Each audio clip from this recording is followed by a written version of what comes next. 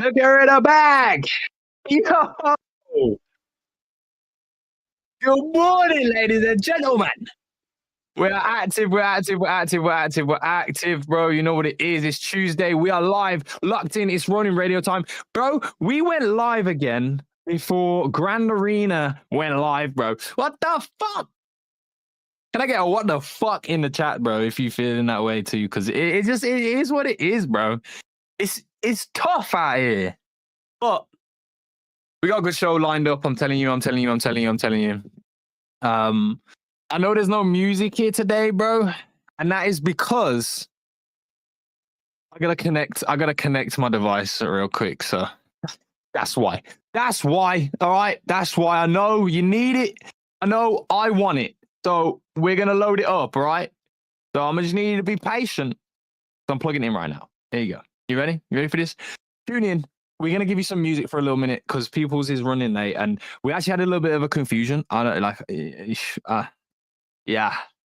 I don't know, bro, but it's this is Ronin Radio. You know, we do what we do. We do what we can. And hopefully I get to bring to you today what we intend to bring to you today. As you see on the screen right now, what's next for Cambria. So that's going to be an exciting conversation. I know a ton of people don't know shit when it comes to Cambria. Cambria's core community is very tight knitted. And those guys are locked the fuck in. I feel like outside of that, we need to know more, right?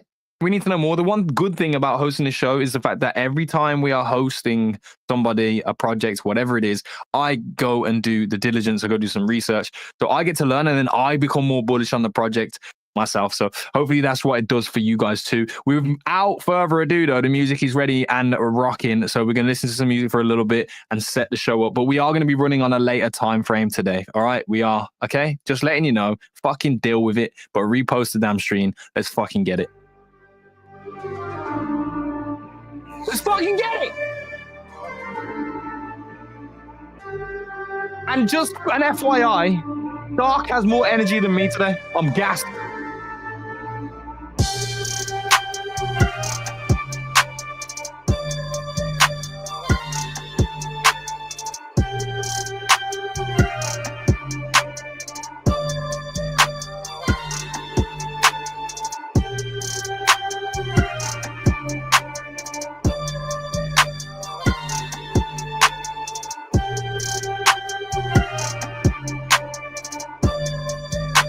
And if you know this song, if you know the actual song that this is the instrumental to, this is how I'm feeling right now.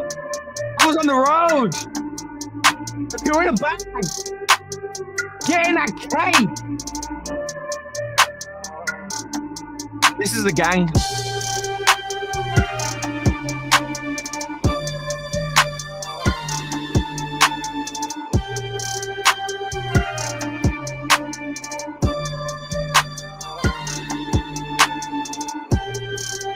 Trevor says, Gila, have you ever played football in the snow? The answer is absolutely yes.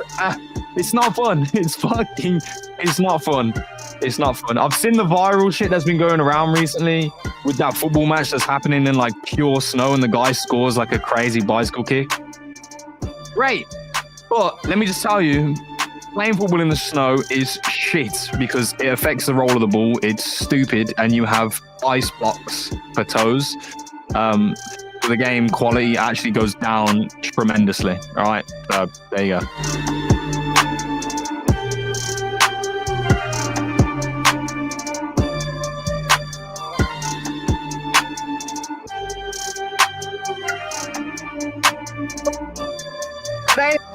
I have a banger for you, lined the fuck up way. I got a banger for you. Okay, this is what where we are right now. We are here, we are live, but where are we, ladies and gentlemen? We are in the fucking trenches, okay? So this is what's happening. We're going to listen to the amazing Cairo Keys, not Cairo that you know, and the Cairo that I know, but not him. Cairo Keys, the trenches, artist out of London. Let's fucking get it.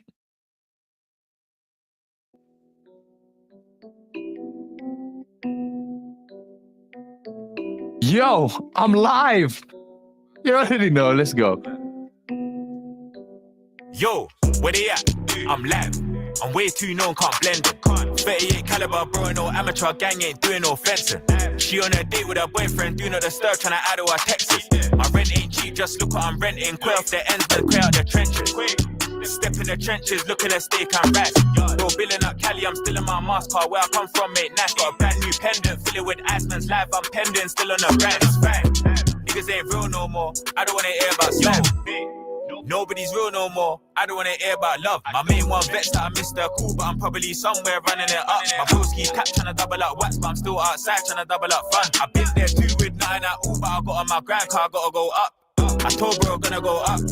Yo, show no love. I've been in the trenches, rub.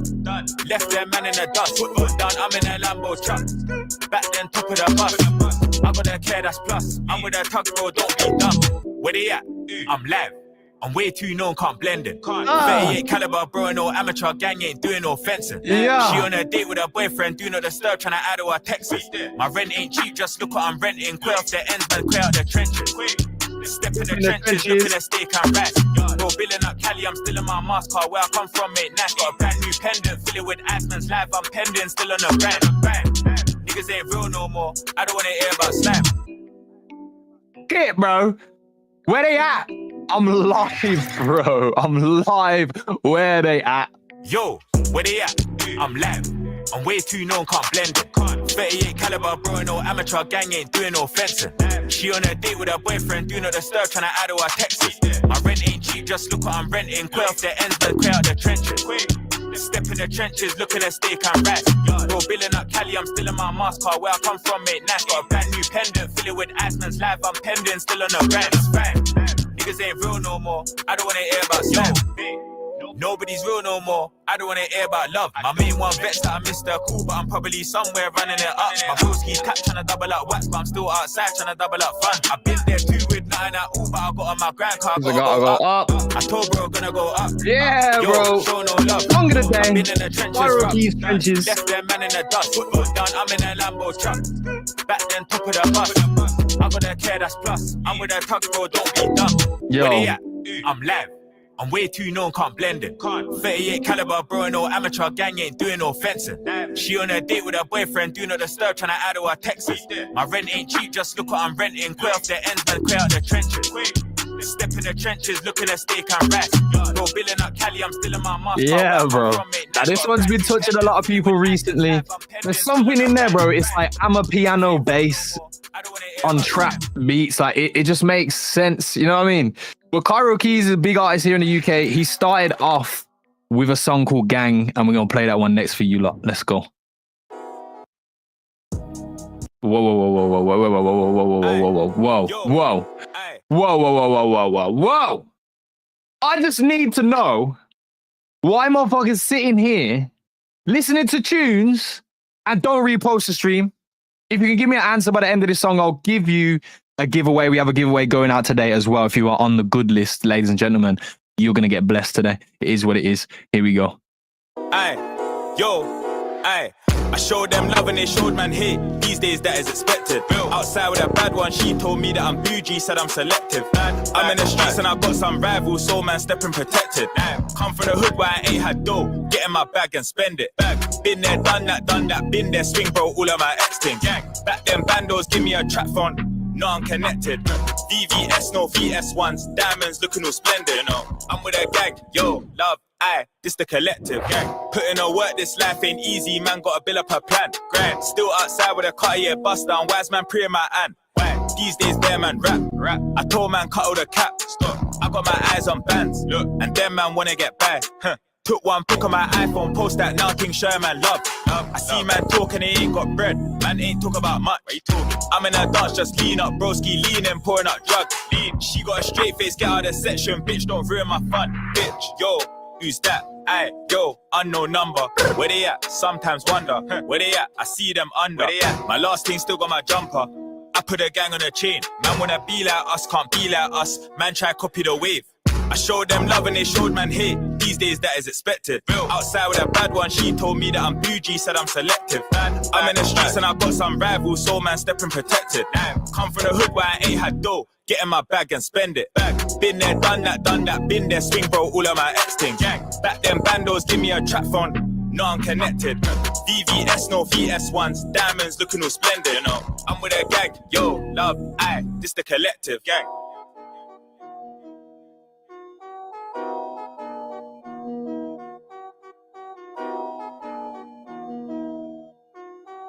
Yes, ladies and gentlemen. Let's take it somewhere more Afro, because this is, if you understand how many of my friends are here in the UK, bro. Shout out to my grandma for migrating here hundreds of fucking years ago, bro. She's her funeral on Friday, RIP. But this is London. Hustler, baby.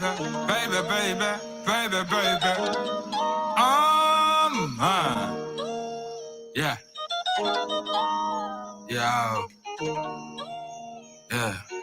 And if you've been on my streams, you know this tune. Heard him talk grease, but I didn't care. Won't take long to make him disappear. No, it's not grease, he's a teddy bear. Don't put him anywhere. If you stay prepared, you ain't gotta get prepared. Can't lick me up, that she get a manicure, pedicure. Hit the road and cause a massacre. Roll hit man, not amateur. Was a young boy, but now I'm a chair. Change the economy, give me the currency. Everybody paid, I will side hustle, main hustle. Put my hands in every pie. Everybody round me certified, bonafide, something money can't buy. Even if they wanna try, they know that they can't try. You wasn't looking at me, you had a cross eye. You wouldn't wanna cross me, you wanna cross eye. You wouldn't wanna cross me, what lie be lie. Where I come from, we grew up on chicken and rice. The games that we play, when you're on the field every day, there's no need for no exercise. It gets real hot, must stay hydrated. Wet that block if they violated. The way we pulled up, they couldn't even gauge it. Get away clean with the full we staged it. I link my guy, he knows where the base is. He used to hold my teeth, I used to call him braces. This life we live is all about your choices. A man went crazy, started hearing voices. It gets real hot, man need aqua. J-House activate all your chakra. Open the book to the next chapter. Ay, yo. Heard him talk grease, but I didn't care. Won't take long to make him disappear. No, he's not greasy, he's a teddy bear. Don't put him anywhere. If you stay prepared, you ain't gotta get prepared. Gonna lick me up, that you get a manicure. Hit the road and cause the massacre. Roll hit man, not I'm a chair. Was a young boy, but now I'm a chair. We were just sitting on the furniture. I was just checking her temperature. Asked her what she do for a living. She said, baby, I'm an entrepreneur. There's a lot of girl, but you're the one I prefer. If there's a problem, she come to me first. I'm the only man you need in the universe. Make the bunny bounce and then put it in reverse. It's in your DNA, there's no need to rehearse, no rehearsal. When you're ready for me, come and send me a bird call. She don't eat meat, she ate her before. But I could've sworn she ate me till the early morn. I might hold on to her, but I'm not sure. You do your nails and your hair and your skin's pure. I let you do your thing, I don't interfere. Baby, I can tell you been eating well. Big bunda, no BBL. Heard him talk grease, but I didn't care. Won't take long to make him disappear. No, he's not greasy, he's a teddy bear. Don't put him anywhere. If you stay prepared, you ain't gotta get prepared. Gonna lift me up, that you get a manicure, pedicure. Hit the road and cause a massacre. Roll hit man, not amateur. Was a young boy, but now I'm a chair. I said, baby. Yeah. Baby. We are late. What? It's not the end of the world, is it? It's not the end of the world. We've been delayed. Everything's delayed, bro. Maybe we're just early. Maybe before that. Either way. Last song in the lineup today. This one is absolutely tearing up in the UK right now. Underground scene now to the mainstream. This is Mayhem, a Birmingham artist who's been on the scene for like 20 years, bro. I used to listen to Broski when I was in secondary school. For you American people, that's high school. And now is making a comeback. Grime's making a comeback in the UK. It's starting to flex its muscles again here. But this is Mayhem on the remix for a song called On Top of That. Like on top of that is more delays. Let's get it. Also, there's a Liverpudlian rapper in this song, and it's crazy because if you've heard a Liverpool accent, you would think that they couldn't rap. But let me tell you, yeah, this one's nice. All right, wheel it. Take up a day, got 3 on me bros and an A, still getting packs. On top of that, I'm a big businessman, go and ask that's my heroes. On top of that, if I pull out the splash and pain and grief for your people. On top of that, when I drift round the corner, police can't catch me though. On top of that, old 22 man, them sub 750 G's though. Me and my amigos, you can ask Sugar J Blood car, he knows. On top of that, them man there, got a nice slice of the cake G code. On top of that, had to rebrand my team when I said sign up to the 83 bro. Big bag is actually though. On top of that, jump on my R6 blood on my rider. Pull up to your baby mum's house and grind that. After a chef 10 man I stopped counting. How could you ever tell me about sliders? We're up in the yard, shot man out there sliders. Man found out I was a big call provider. If you're on a run, don't worry, I'll hide that. Just so you can't bring holes inside ya. On top of that car clock and that whip over there, cause it could be a cop and that M-way chop. I'm back home with a reload stuffed in the shop. I'm bad, you don't know nothing about none of that. On top of that, I thought they got slag and wig and I say he plot and I was a kid when I robbed my man when he phoned me. I told him he ain't getting nothing back. And there's nothing I can't come back from. I went broke and I holding me stack on. I was getting me graft on and I'm too big, so there's no point trying to put a mask on. A gun take up a day, got 3 on me bros and an A cast still getting packs gone. I was in out with a rain with a rot like trying to see what passed on. On top of that, I'm a big businessman, go and ask that's my heroes. On top of that, splash and pain and grief for your people. On top of that, when I drift round the corner, police can't catch me though. On top of man, them sub 750 G's though. I told the facts, them not fiction. Started off with 1-2 bars, now man's an addiction. I remember a time when I was facing eviction. Facing life, I won't mind if I never had kids and a wife. I will bark it, swear I'ma kiss them life. Nah, this ain't a teenage prom. Real life teaching straight from my uncle, won't be a Tom. Home sweet home. Yo, no. If you're from the UK, you know, bro. This is Presti. Presti is one of the funniest rappers ever because he just raps slow on everything. Just everything's slow rap, bro. This is Presti, bro. He's a legend. This ain't a teenage prom. Real life teaching straight from my uncle, won't be a Tom. Home sweet home, fresh off the landing. I sat down for a year. Numbers kept expanding. Members, QP. Palmer Brandon. They love talking war to their face on the floor. My Jordan 4's on top of that. And on top of that, I got hitters that'll light up the place. Don't tight up your face, just stop all that. Take man through that, shot all that. Talk like a shot, I tell you, man, shot it at. Step heavy when I step, I ain't got a lap. You know I never walk alone, like clock on that. What? Like clock on them. Big force pop at them. Tell man what and when fine and cop at them. Anytime I sight and lock on them, then it's a must that we rise and knock on them. Cause I got shoes in the dance and the shoes them shine like they're got polish and cloth on them. They don't wanna see a man go for them. I'll pull up and crush it then off again. On top of that, I'm a big businessman, go and ask that's my he knows. On top of that, if I pull out the splash and pain and grief for your people. On top of that, when I drift round the corner, police can't catch me though. On top of that, old 22 man, them sub 750 G's. On top of that, I'm a big businessman, go and ask champagne and grief for your people. On top of that, when I drift round the corner, police can't catch me though. On top of that, old 22 man, them sub on top of all of that, ladies and gentlemen, we have a Ronin radio show to do. Welcome, good morning, good afternoon, whatever it is for you, my friends. It's time to lock the fuck in. I cannot express it enough. It is what it is. We're here, bro. I'm here. I'm ready. I hope you're ready too. But everything's getting delayed. So it is a no, we can't do this no more. All right. There's no more delays on the show. We're jumping right into it. And what a time, man. Yo, we've got product lined the fuck up. We saw a tweet from Faberborn. Apparently, TCAF is saying you will never have to ask him when season 4 again after Friday. You know what that means. I know what that means. I've played the game. It's fucking heat. Let's see what happens over there. Kingdoms did a little spiking on the NFT market over the last couple of weeks. Here and there, obviously, Mark of the Zeal sweeping away at the floors. Moki floor's been swept up all the way in anticipation of their product launch, which is delayed. Sick. And also, on top of that, Ambria supposedly will be launching very, very soon with their brand new season. And today we have Ben Z pulling up. At some point, I will confess in a moment as to why I say some point and not immediately right now.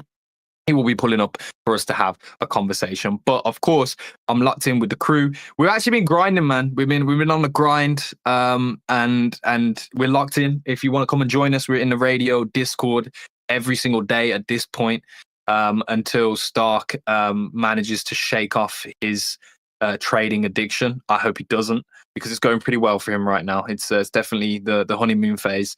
But we're having a great time. If you want to come join us, the offer's there, bro. The offer's there. But listen, let's jump into today's show and bring up my peoples, them the legends. You know who they are. 1437 and Mr. Stark is in the building. Let's go. Good morning. Good morning. On top of that. On top of that. Yeah, you feeling On top of that. What did he say? On top of that, I thought we were never gonna start. Yeah, fucking hell. That was. On top Okay, of guys, that, the show's. Thank you for tuning in. The show's. We ran out of time. The show's over now. On top of that, that's the end of the show. See you tomorrow. Oh, Thursday. You know what? When the tunes was playing, I was looking at our studio, and I can see the guys' faces if they're on cam for you lot or not. And I could just see Stephen was just grinning and laughing when the Liverpudlian rapper was like doing his thing.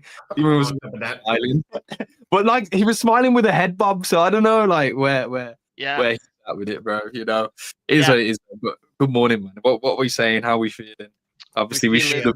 I was thinking of imagine if Cam's tweet about it's the last time you're gonna have to ask when season 4 if they announce that they've run out of money.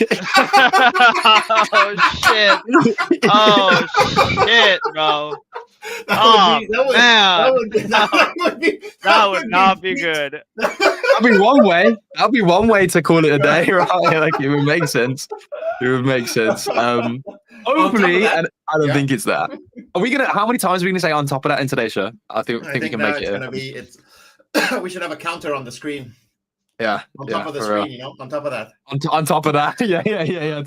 Hey, yo, it is what it is. But no, there's a lot of cool things that are like bubbling up. They should be happening. I do feel. I'm not gonna lie, bro. I feel a little hard done by. You know, my week was planned out in a certain way, and it's not been able to be carried out. So, What did you have planned? What's wrong, buddy? Well, I was looking to cook, bro. I was looking to cook from Monday with Grand Arena, figure out how that's going down, and just make sure you don't burn the house down, eh? Yeah. I'll be all right in that aspect. I don't think I'm into pyromania-cy.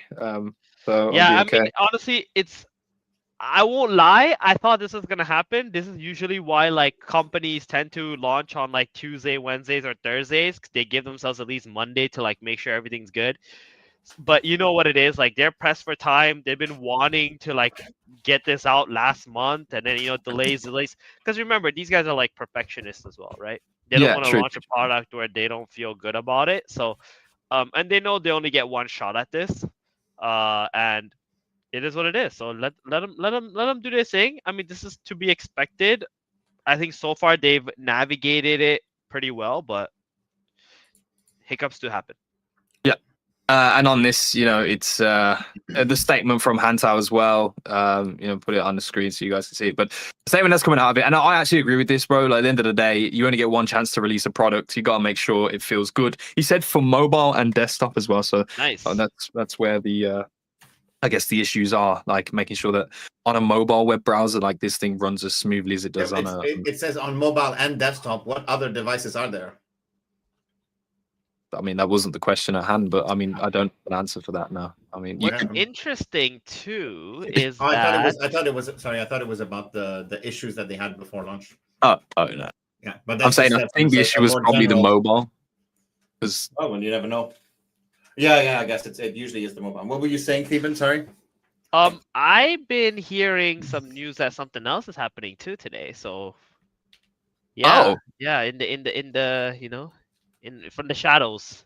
From the shadows. I haven't heard anything from the shadows. Like, okay, quick question on this one. This could it's a sidetrack thing for a moment because we are delaying for delays and delays on top of delays, and on top of that, delays is again. But Kataro NFT, bro. What the fuck is happening here? Is this cooking? Like, I'm seeing it on the timeline too much. Is it like what? Like, this is coming from the Ronin Arcade. I don't know who made these. I mean, the Kataro is IP bound to Sky Mavis, right? So yeah, but there's not the yellow tick of official collection on the Ronin marketplace, which only scams have. So if it is made by Sky Mavis, why the fuck doesn't it have a yellow tick? Yeah. No, I think that's a very valid fucking question. Yeah. It's a weird one, and it's a valid question because, like, we have, community members here. Shout out to Trevor. Like, he literally dropped a token that was called Kataro, and it was like the whole narrative started to bubble and was taken off a little bit, but then the narrative of the fact that you don't own the IP, this will never work, literally sent that shit to zero, right? Which has always been an issue, and it's an issue for Trevor. It's like, because at the end of the day, like during the Tama, he had a golden ticket, bro. He did with the Katara thing, and then it was just like, oh no, this isn't gonna work. Closed the shop down. This is an NFT that we are not seeing coming directly from Sky Mavis, so we're assuming it's a community project of some sort. Who made it? It says Axie Infinity though. It says Axie Infinity under the creator, so we need a clarification on this. Yeah, we definitely need clarification on this. Yeah. At some point, but it does look cool though. I'm not gonna lie. It does look pretty cool. You get them only through the Ronin arcade, which is why me, Stark, and Thiemann, I don't think we have. I have 20. I will soon have 25 if I click yes here. Oh, okay. Fair enough. So you've been cooking on the. This is okay. This is where I'm segueing. The Ronin arcade today. One of the announcements is the fact that we're having new quests put into the arcade. It seems like it is absolutely a malleable product that is being updated and improved day by day as it's live. So it's live, but it's still getting better each day. It started off really rough, admittedly, but a lot of people have been taking part. People have bowed out of the competition, have taken PlayStation 5s, which is like $500 worth of real life hardware, which doesn't seem so bad for contributions on the Ronin network for now. My question really is like, because where I'm at with it, I'm not the biggest fan. I know I love the fact that we have this, and it is definitely something that's necessary, but like it hasn't invigorated me, is what I'm trying to get at. So like I was going to ask the questions around, and if you're saying you're about to click a button to get some of these Katara NFTs, I'm assuming Stark, you've used it. So I'll go to you first and say like, how have you felt? No, I have not. You're assuming a lot of things to think that I've done research before I spend money. Okay. Oh, you were literally going to buy 25. Yeah, they're $4 each. It's like when you buy but I'm waiting to see if it's, because it just looks like, for me it looks like a scam, but they look cool though. Mm-hmm. They look cool, but it's a scam, I think. Yeah. Are you sure it came out of the? Are you sure it comes out of the arcade is the only way you mint one, I believe. I don't know. I could be completely wrong. Someone let me know in the chat if I'm completely wrong on that. But like, I saw. I believe I saw. I'm convinced. I have conviction, and maybe it's a non-justifiable belief that the first Kataras that started to emerge were like claimed from the Ronin arcade. So that's where I'm coming from. Let us know in the chat though if you do know different, and I'm missing the mark on that one. I'm actually going to go to it right now to see if you see there. Abra asks, now imagine if they use Katara PFPs as airdrop NFT, would you be bullish or bearish? Doc, would you be buying 25 if they were airdropping these Katara NFTs? Airdropping to what? How airdropping when? How airdropping, yeah. Like, expand on that question, Abra, and we'll be happy to answer it. But here is the Ronin arcade. This is mine. I've got 1,000 gems, bro. I've been doing some stuff here and there, but like yesterday, I was like, sorry, like a cow milk. The fuck? It's long. One cow milk. Yeah, it took longer than you did. I don't think you mentioned Abra's message before this, where he said they were going to do it with Jin, but Jin dead. So maybe this is Sky Mavis, and they were going to do it with Jin, and that's why they've been reticent with Ronke, maybe because they had their whole rollout planned with another PFP. Yes, it's kind of smart though, because Jin is like PvP with Ronke because of the history of Tama, but now it's like Jin. I mean, Kotaro is more like everybody loves Kotaro, so let's do that. It makes sense. Oh wait, there is only 2 days left of the arcade. Then no, literally 2 days. So what's your rank, bro? 600. I am 603. That's better than your Origins rank. Okay, fuck you. It's really not, but whatever. Whatever. So if you bow out, like, and you take a prize, do you like spend those gems and then you're no longer in the leaderboard? Is that why people have been saying I'm bowing out and taking the PS5?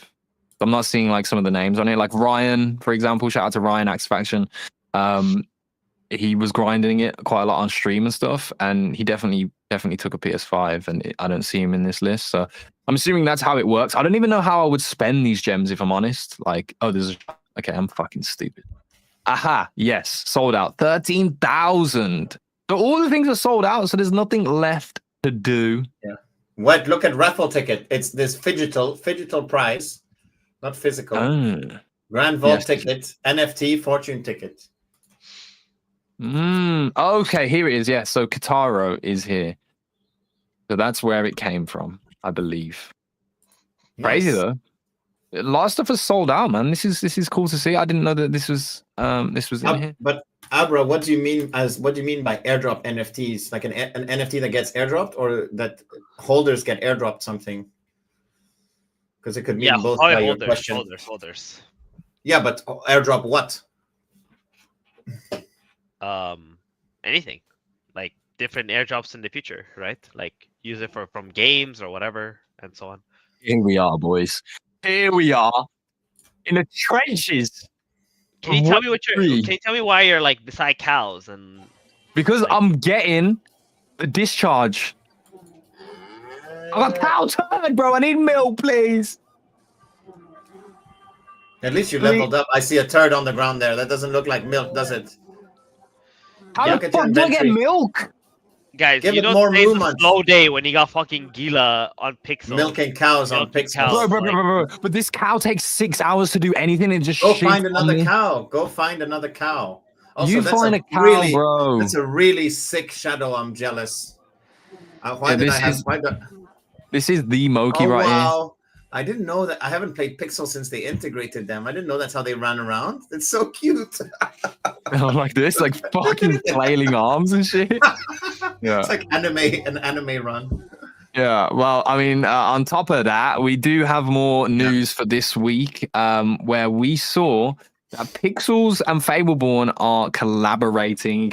There actually is going to be there's a Fableborn hero in a Pixels verse somewhere. You gotta go locate him, you gotta go find him down. He's gonna show you or give you the information on the newest hero that is coming out in the next season of Fableborn. I know who the next hero is, so I don't have to go run around and find it. But if you are interested and you want to find out what is coming up in Fableborn, then you can go and take part in this Pixels quest right now. I'll do it on screen, but I'm so bad and I wouldn't know where to go, and it would just end up, I'd be here all day trying to fucking run around.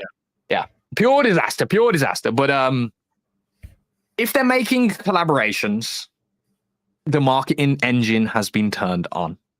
So I'm gonna assume that what TCAF did tweet, saying that this will be the last week he'll be asked about when season 4. I'm gonna assume that is true, and by Monday, fingers crossed, we have Fableborn live on the mobile phone. No, I think it'll be. I think they'll announce a date. It won't be live on Monday. Oh, I hate this industry, bro. Sometimes I swear my fucking life. I've been sat here with fuck all to do for about 4 months. You lot are taking the piss out of my existence. Technically, you're right, because if they announce the date, he still has to answer that question. People who haven't seen the announcement.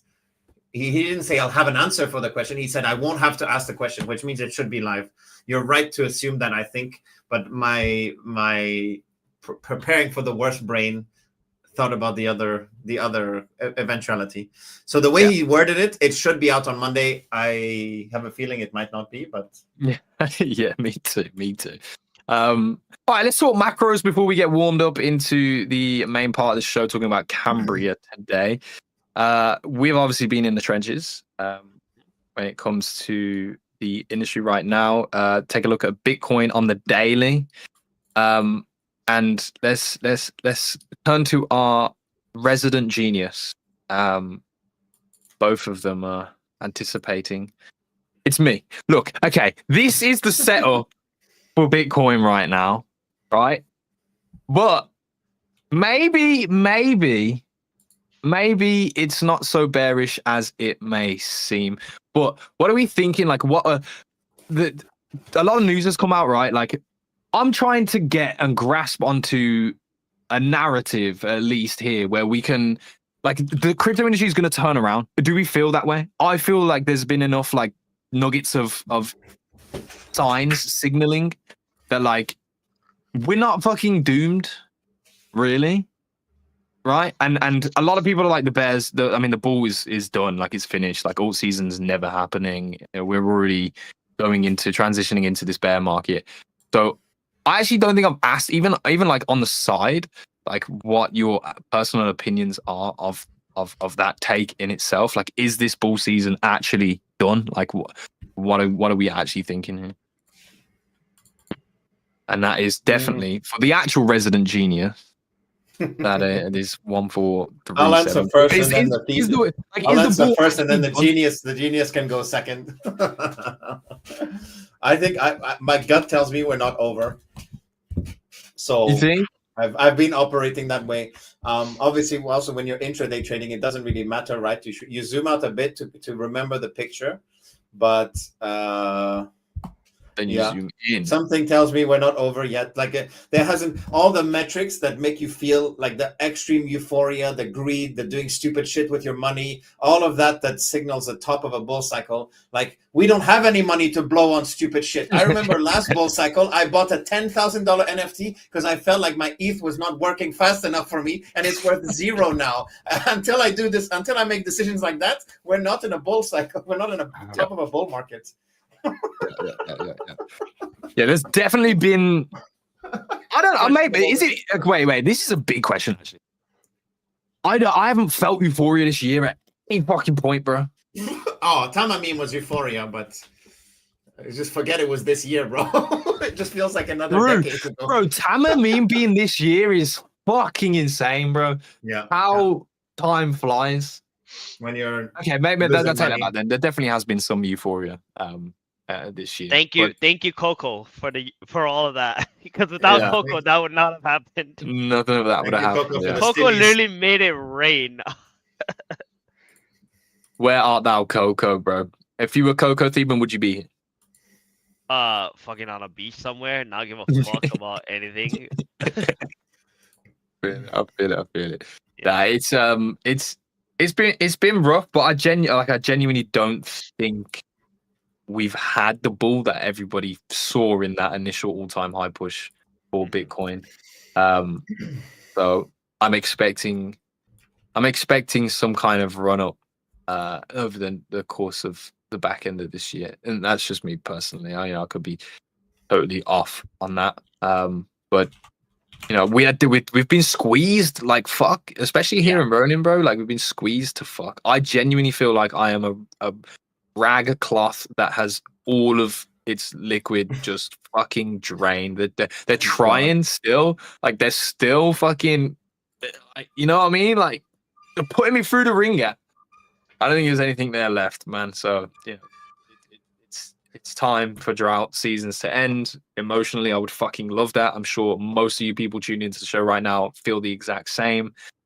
We definitely need some relief on Ronin, bro, for real. So let's see, maybe it will happen. I think today's is looking rather bearish on the intraday. Anyone got any takes for the day on Bitcoin? I mean, the thing is, okay. So I think we still have. First of all, I'm not a genius. I'm just growing into being one. Okay, I'm still learning. No. All right. That's the modest answer. I just gotta be honest with it, right? Like I think I'm learning faster than like I would have thought I could, and it's a good thing. But I still think like I'm ways away from that. If I had a magic wand and I was gonna be like, okay, what's coming next? I think we got like maybe 2 months left.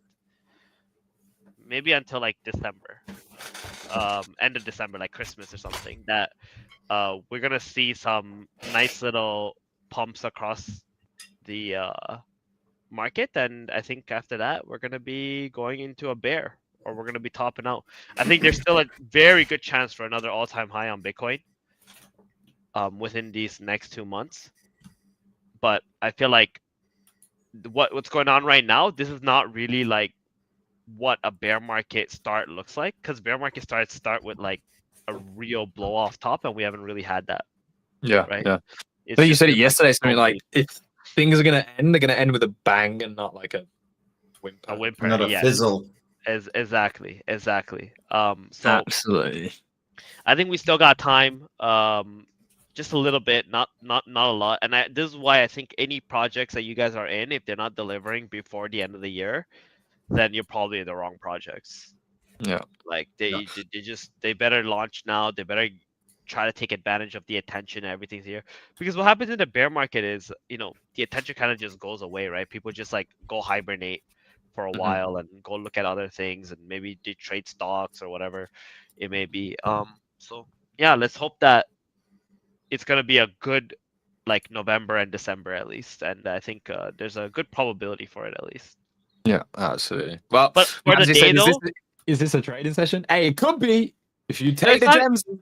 it's not really about a trading session, but it's more like understanding what's going on in the market, right? Because at the end of the day, sentiment and like where money flows and everything is related to what happens to Bitcoin actually, more than anything else. Like you might be holding ETH, but your ETH is useless if Bitcoin doesn't do well, right? Solana or XRP or whatever it is that you may hold, or even all the other like L2 coins and all that stuff, right? Those do well when ETH does well. So it all comes back to Bitcoin at the end of the day.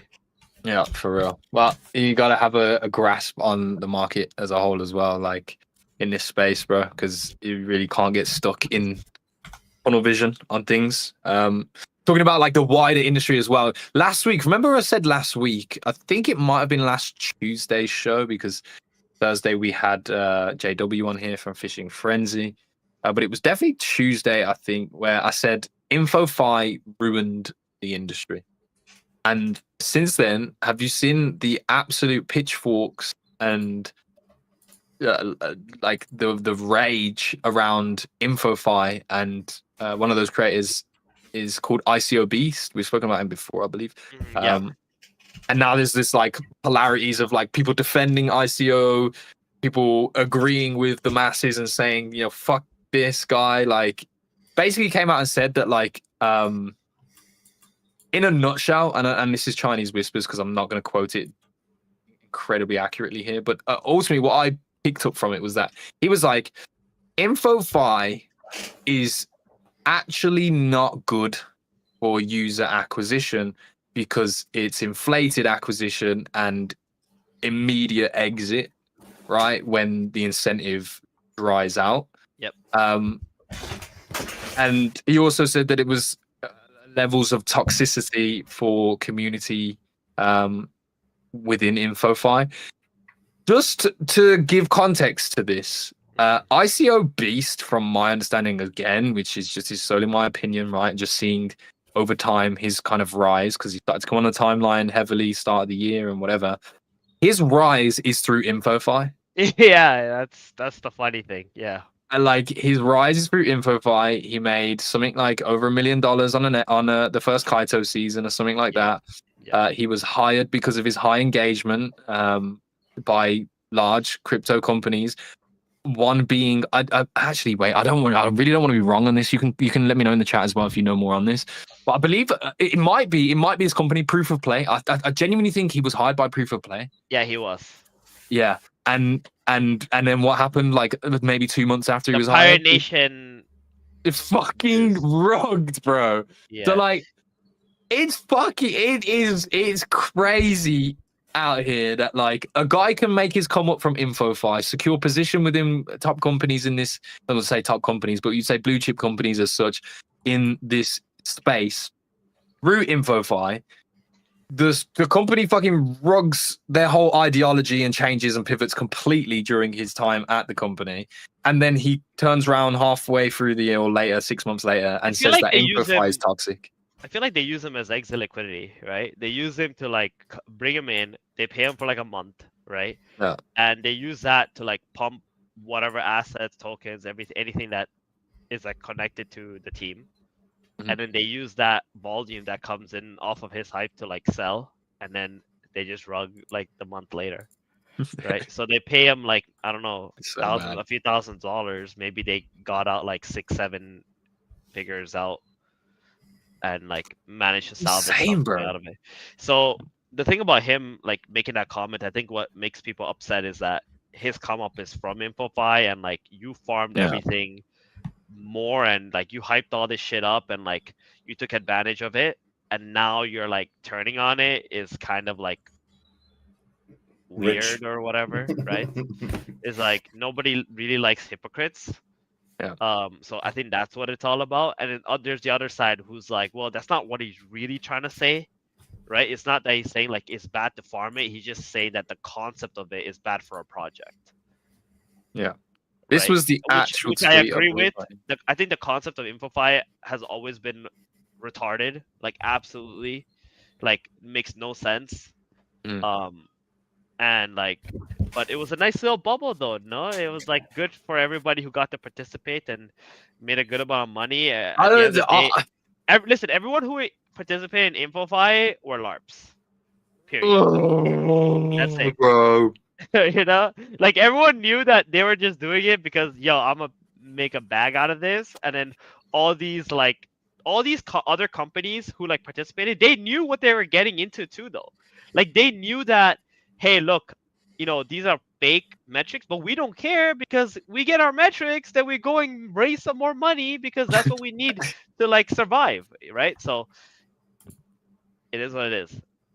Oh, bro, there's nothing. The only thing that's good that comes out of this is perspective, right? What position do you have on the board determine what's good? But actually, what came out of the fucking InfoFi meta and wave, in my opinion, is the cringiest fucking garbage dog shit environment of a social media space that is crypto Twitter, and that's literally like it has been so hard. Like as a creator, like you can say to me now, right? Looking back at this year and parts of last year, on a performance basis, as a creator, it's a skill issue that I have this opinion, because like I could have farmed and made a great amount of money, not give a fuck about the positions that we're in right now because I made my bag anyway, right? Like, and at the end of the day, are we doing this? Why are we doing this for? Like, this is for me like a career path, and that's a joke in itself. But really, it's a career path. So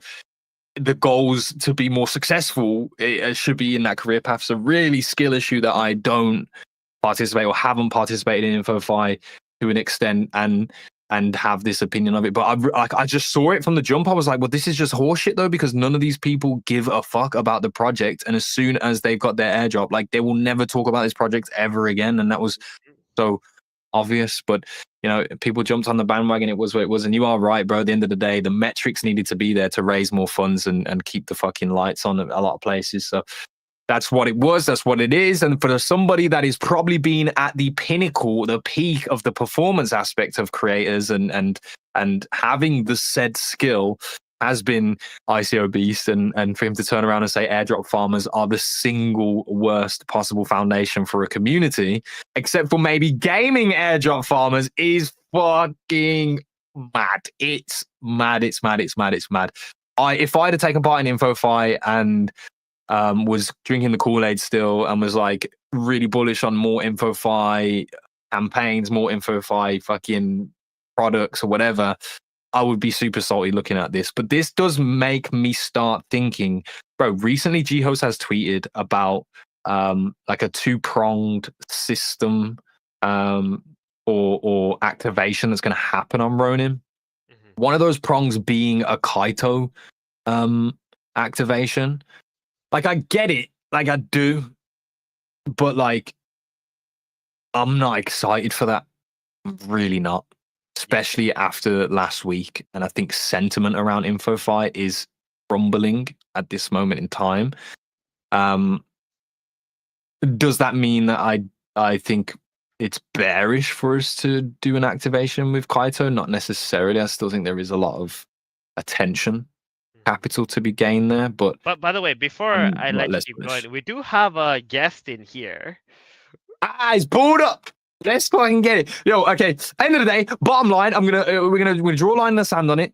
InfoFi, dead, bearish, fringe, fuck off. Let's move on. Welcome to the Ronin Radio, ladies and gentlemen. We are locked in today's show. As you see, we are actually the Ronin Radiobria. That's what we are today. So we have a special guest that you guys know from our titles and from our posts.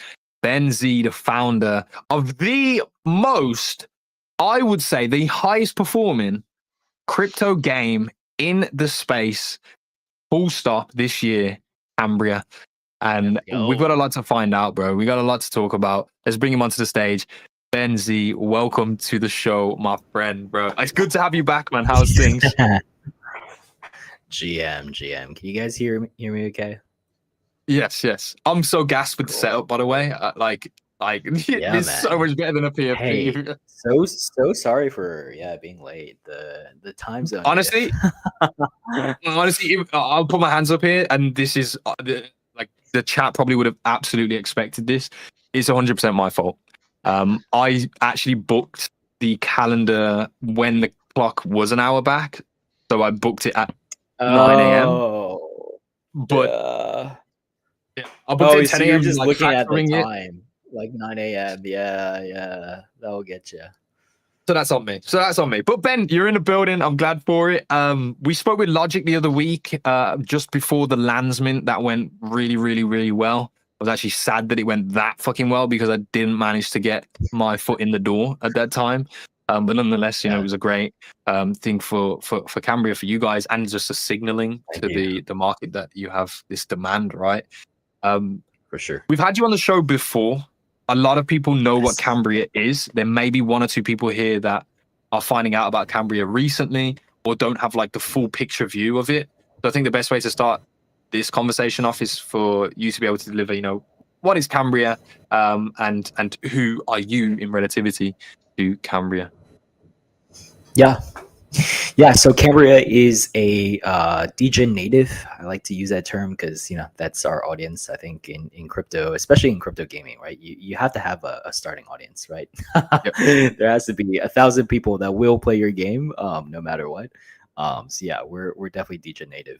But yeah, we're building a couple things. Our first product was Duel Arena, basically 1v1 duels. You're wagering ETH RON. You hop into a duel, winners take all. So yeah, that's been our first mini game, first product. That's currently live now on Abstract and Ronin. It's the bulk of our actually game volume is from Duel Arena. But yeah, our big kind of ambitious project is Gold Rush, which is, I like to call it a risk to earn MMO. I think risk to earn has actually become more popular recently.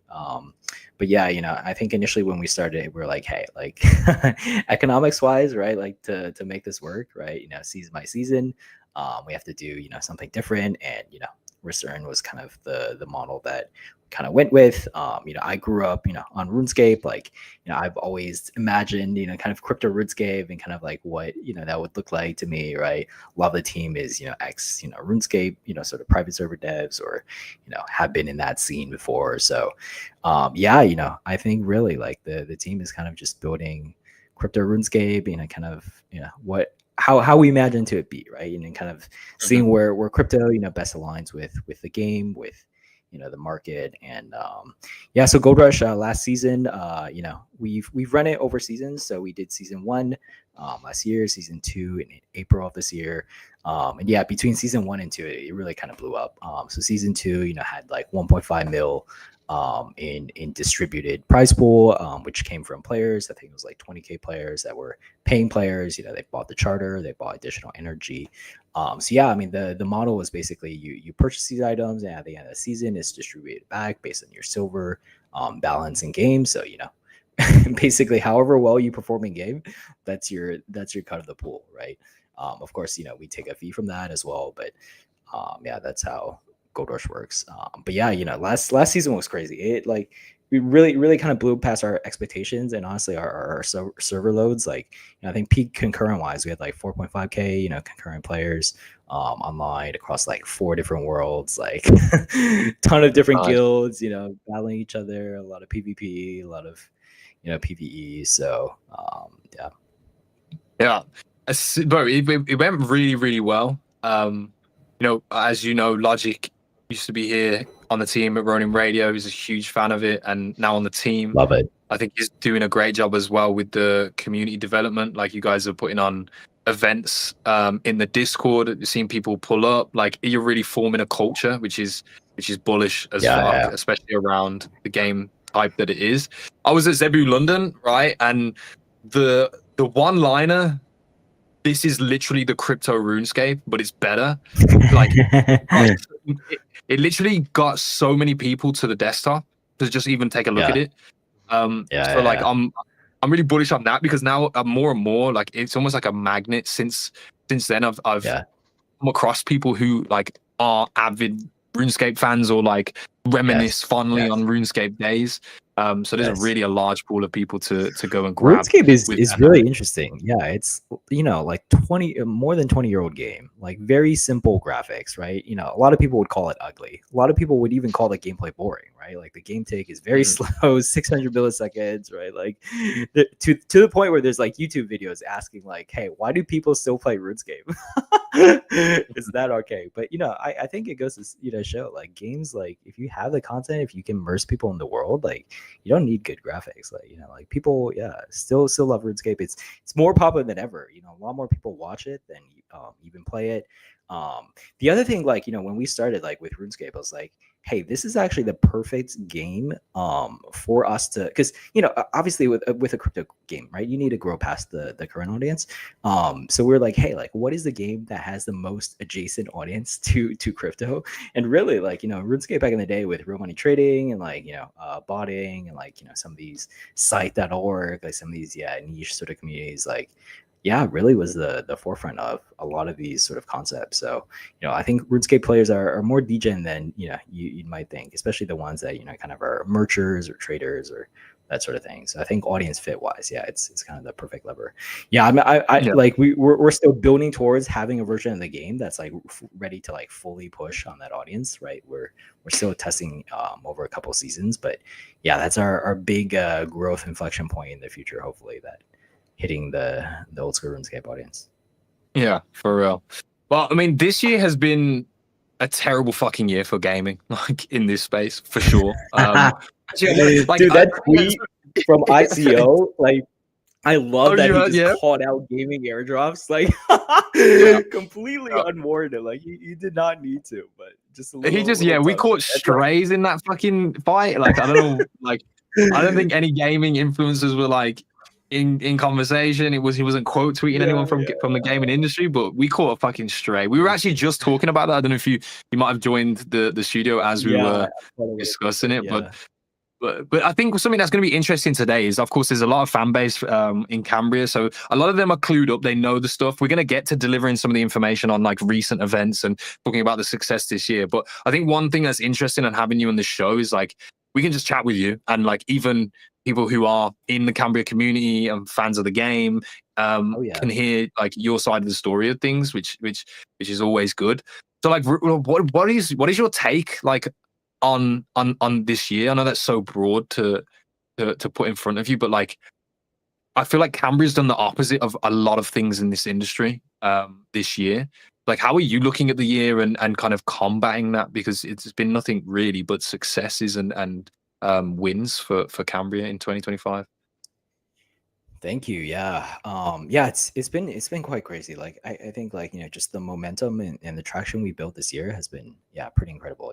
I think last year was, I mean, we're still early, right? In development. I think the game is, I don't know, like I'm always a perfectionist, but I don't think the game is like amazing or whatever it is. But I think just the community, like you said, right? Like I think Logic, running some of these events, like it's been really cool, right? To see these chats and like people hopping on, really having fun, like because that's the real thing. It's like these games, like you need to have the social element, right? Without the social element, like it's just like you hop in, log on, play, like it has crypto, sure, whatever it is, but I think the social element, especially with the previous season in Gold Rush, like I think I mean honestly some of the reasons people really enjoyed the gameplay was because they had those like, and you can never define them. It's like you see some guy in the wilderness, right? You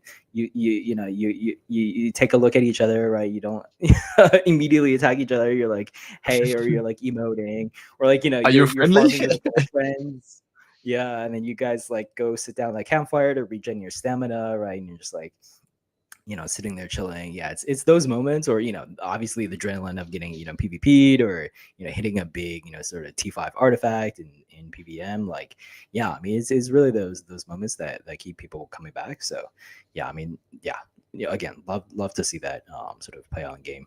But yeah, I think for us this year, like, obviously, yeah, like, a lot of momentum, a lot of successes. Like, it's definitely been rough though, kind of on the studio side. Like, obviously we just put out stuff, right? And I think it's great to hear that the momentum and success sort of is on the timeline. I guess that means our growth efforts are doing okay. But yeah, I mean it's been tough. Like, the market, absolute dog shit right now. I think just between the start of the year, like, was not a great place for gaming, and then like by the end of the year, I don't know if you can find a bottom here. It's pretty bad. And Yeah. obviously, it sucks to just chat with other teams, and ones that are maybe close to not being able to fund continue operations. Like, it's tough. And I think, yeah, I mean, with what we've seen this year, the bright spot, I think, has been seeing a few kind of cool experiments kind of come out. I'm not going to name all of them, but I think there has been a lot of ground made this year, in terms of gaming. Like, I think that is more of a thing for the entire space, where I think the more cool things are being shipped, the more kind of unique things that kind of expand the design space, right? The more teams can kind of like copy off each other, right? Like, we've copied off other teams, like, seeing what they've done well. I'm sure other teams have copied us, in terms of model wise. Because yeah, I mean, like, as a space, like, we're just trying to figure out, like, as a new industry, right? We're creating a new genre. Like, this is a new type of game. We're really trying to figure out, yeah, I mean, what parts have product market fit, like what parts should be kind of leaned into, from design. So the more kind of we all collectively sort of expand that design space, I think, yeah, the more chances I think the industry has to survive. But again, like, it's been a bad year for the market in general, like gaming. So yeah, I don't know if you can bring it necessarily to gaming as well.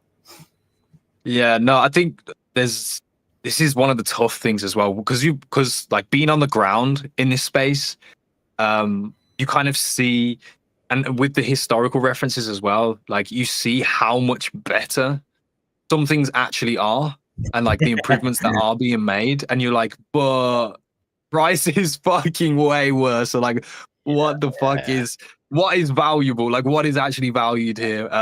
And that can always be like a tough position, to be in as just even like a participant, right? And I'm sure, like, as a founder, sometimes you might look at like, oh, our product is significantly better, but like we still are just not getting this off the ground. Obviously, you don't have to worry about that, because I mean, it's a skill issue. For Cambria is fucking skill checking a lot of people right now. Yeah, I don't think we're immune, like like anyone Yeah, else. yeah. Right? Most people in crypto, like it is like like money and kind of making profit is the primary motivation, right? I don't think anybody's escaping that fact. So obviously you can create really addictive sort of entertainment experiences around that, but in a bad market, right? It's just sometimes harder to get those users. But I think on the flip side too, it's also, like, people have said this ad nauseum, but in kind of these conditions, like it is easier to find, like, do you have actual pool, right? Like, do players actually care, right? Like they're not just in it for the airdrop, whatever. They could be waste less time farming something else, DeFi, whatever it is, right? So I think it does provide some sort of clarity, which is great. I think you guys were talking about like InfoFi, like, as well before. Like, honestly, at the end of this year, like what stuck out to me, like, after like more than 2.5 years kind of building this stuff, is like, if it doesn't feel natural, right? Like it should feel like natural, right? Like, either product market fit or like whatever, the game build, it's like it kind of like occurs spontaneously, and then like without instruction, and then like it just like when it happens, right? I think a lot of this forced sort of success or forced engagement, sort of the Kaido style, it requires so much effort, and the fact that like it requires so much effort to pull even some eyeballs to things, it's like it should be a sign for you to be like, soft, right? Not sustainable, right? It's so true, bro. I'm glad you're out here speaking facts, man. I like it. Yeah, man, it is what it is. Like, something it should signal to people, like, if you have to work that hard for eyeballs, maybe nobody wants to fucking look. Like, that's just the bottom Well, line. also, it's like a lazy approach at rewarding people who are bringing eyeballs to your game. You know, you're pawning it off in a lazy manner. Whereas when it's the most crucial, like user acquisition is one of the most crucial aspects of building a game, and you're pawning it off to LARPers on Twitter. So it's one of the most crucial aspects of your game. You're pawning off to someone that you're not paying, that's not a co-founder, and then you're not paying to be part of your team. You haven't hired them. It can, I mean, it's tricky because, like, I feel like crypto is just set up this way, right? Like, crypto rewards, perception, short-term momentum, like all this stuff over, actually something real, right? So the end result is like, hey, you need these results, you need this growth result, right? I need to grow my eyeballs by X, right? So like now it's like no longer, hey, how do I build a community? How do I like put in the time, like, over kind of a long time, right, to build some of this stuff? It's like, hey, we just need the results now, and sometimes it works. Honestly, like, it only works because the incentives are set up this way. So I'm sure, like, some of these projects like have gotten whatever the outcome. It's just like what game are you playing, right? Yeah, exactly. What was you gonna say, Star? Oh no, it was more like maybe at times where, like, if you're launching something and you want to get eyeballs on your game over a certain week. Sure. If you're doing it over a week or two, but like these campaigns where people are tweeting for something over a month or two, and then they're getting paid, and then it's just like, well, it's just so counterproductive. There's like a good way to do it, and I definitely haven't seen that very often, I think. So like I know that I don't participate in any of the InfoFi stuff, but I'm within Ronin and all of that. I'm a spender on projects that I like. I've not bought a single NFT or a single token because I saw one of these people tweet about it in these InfoFi campaigns. So I wonder who like what successful acquisition is happening there. But that's a whole other question, right? It's a whole other discussion about whether it's efficient or not, because we're not even talking about that. We're talking about the base idea even. So, And maybe another thought we could about, definitely not crypto. right? What's that? I think I said maybe another thought on crypto gaming. I think, like, a lot of times crypto, like, you care about the narratives, right? Like it's not the substance. Like what that results in is like, I don't know. It's like like, for example, like Believe, right? This whole what do they call it? ICM tokens or whatever, right? It's like like you're taking the idea that there could be these real revenue generating businesses that take years to build, right? On Solana, and like, now like everybody can get access, like all this stuff, right? Like, but like I struggle to like understand like whether people actually believe this or not, or like they named the product right. Bullshit. Because like if you look at gaming, right, it's like exactly that. It's like, one of the few things that actually takes like a shit to like 5 to 10 years, right, to really build. So like, if people actually did, kind of care about this revenue shit, like, or these long-term sort of projects, like, sure, like just look at some of these games that have been building, like, have multiple years under development. They're continuing to iterate. Like, there's actually a lot of cool stuff, I think even over the past year that has been shipped, and a lot of teams that are pretty mature now. They have live tokens. They've gone through pretty much everything, like, for example, the Pixels team as well, like, super exciting stuff coming from there. And like all of this like compounds, right? Like that's the thing with like growth. Like you need, especially growth, like, kind of in a new industry, right? You need like years of this stuff just slowly compounding, and you don't see it like when it's there, right? It's the next new thing, and like 5 years later, now the rocket ship finally happens, right? I think that's really where I see crypto gaming. Like, it's kind of in the consolidation phase. And again, like, sure, we've been saying it for multiple years, but really, I do think it just takes that long. And yeah, I don't know. We'll So no, I think you're right. I got a question. What would you say, like, for example, a lot of the people in crypto and who are gamers, a lot of them have moved on to kind of like trading sort of as well. Yeah. Right? Because trading is like a game as well in itself. So yeah, for sure. And we know in crypto people like the volatility, they like the volume and all that stuff. Like, yeah. Do you think crypto gaming is kind of combating that as well. Like obviously in today it is, but like in the Yep. future, if more users come in, then we probably wouldn't have that big of an issue. But do you feel like we're kind of PvPing trading, or like do you feel like we will eventually get to a point where it wouldn't even matter and there'll just be like different groups doing their thing? Yeah. I don't really see it as PvP. I mean, it's tricky because like I think any consumer product, like you are competing with meme coins and perps, right? Which is essentially Yeah. just gambling, right? So yeah, it's tricky. I think the but like whether people now, like if they were not trading, they would go play your game. That's also probably Yeah. questionable. So I think there's probably less PvP than you'd think. Because the other thing is like a lot of these traders and a lot of these, like the bulk of the people doing something else than gaming, right? Like they're probably all gamers, right? These guys fucking Yeah. sit in their room like towards at 7 a day. They grew up playing games. So if there's a game worth playing, they'll play it. Like, I think we saw that in season 2 as well. Like some weird people, like, just not usual, like Web3, sort of gamers, like we're just hopping on, like meme coin traders, like some guy fucking hitting a bong, right?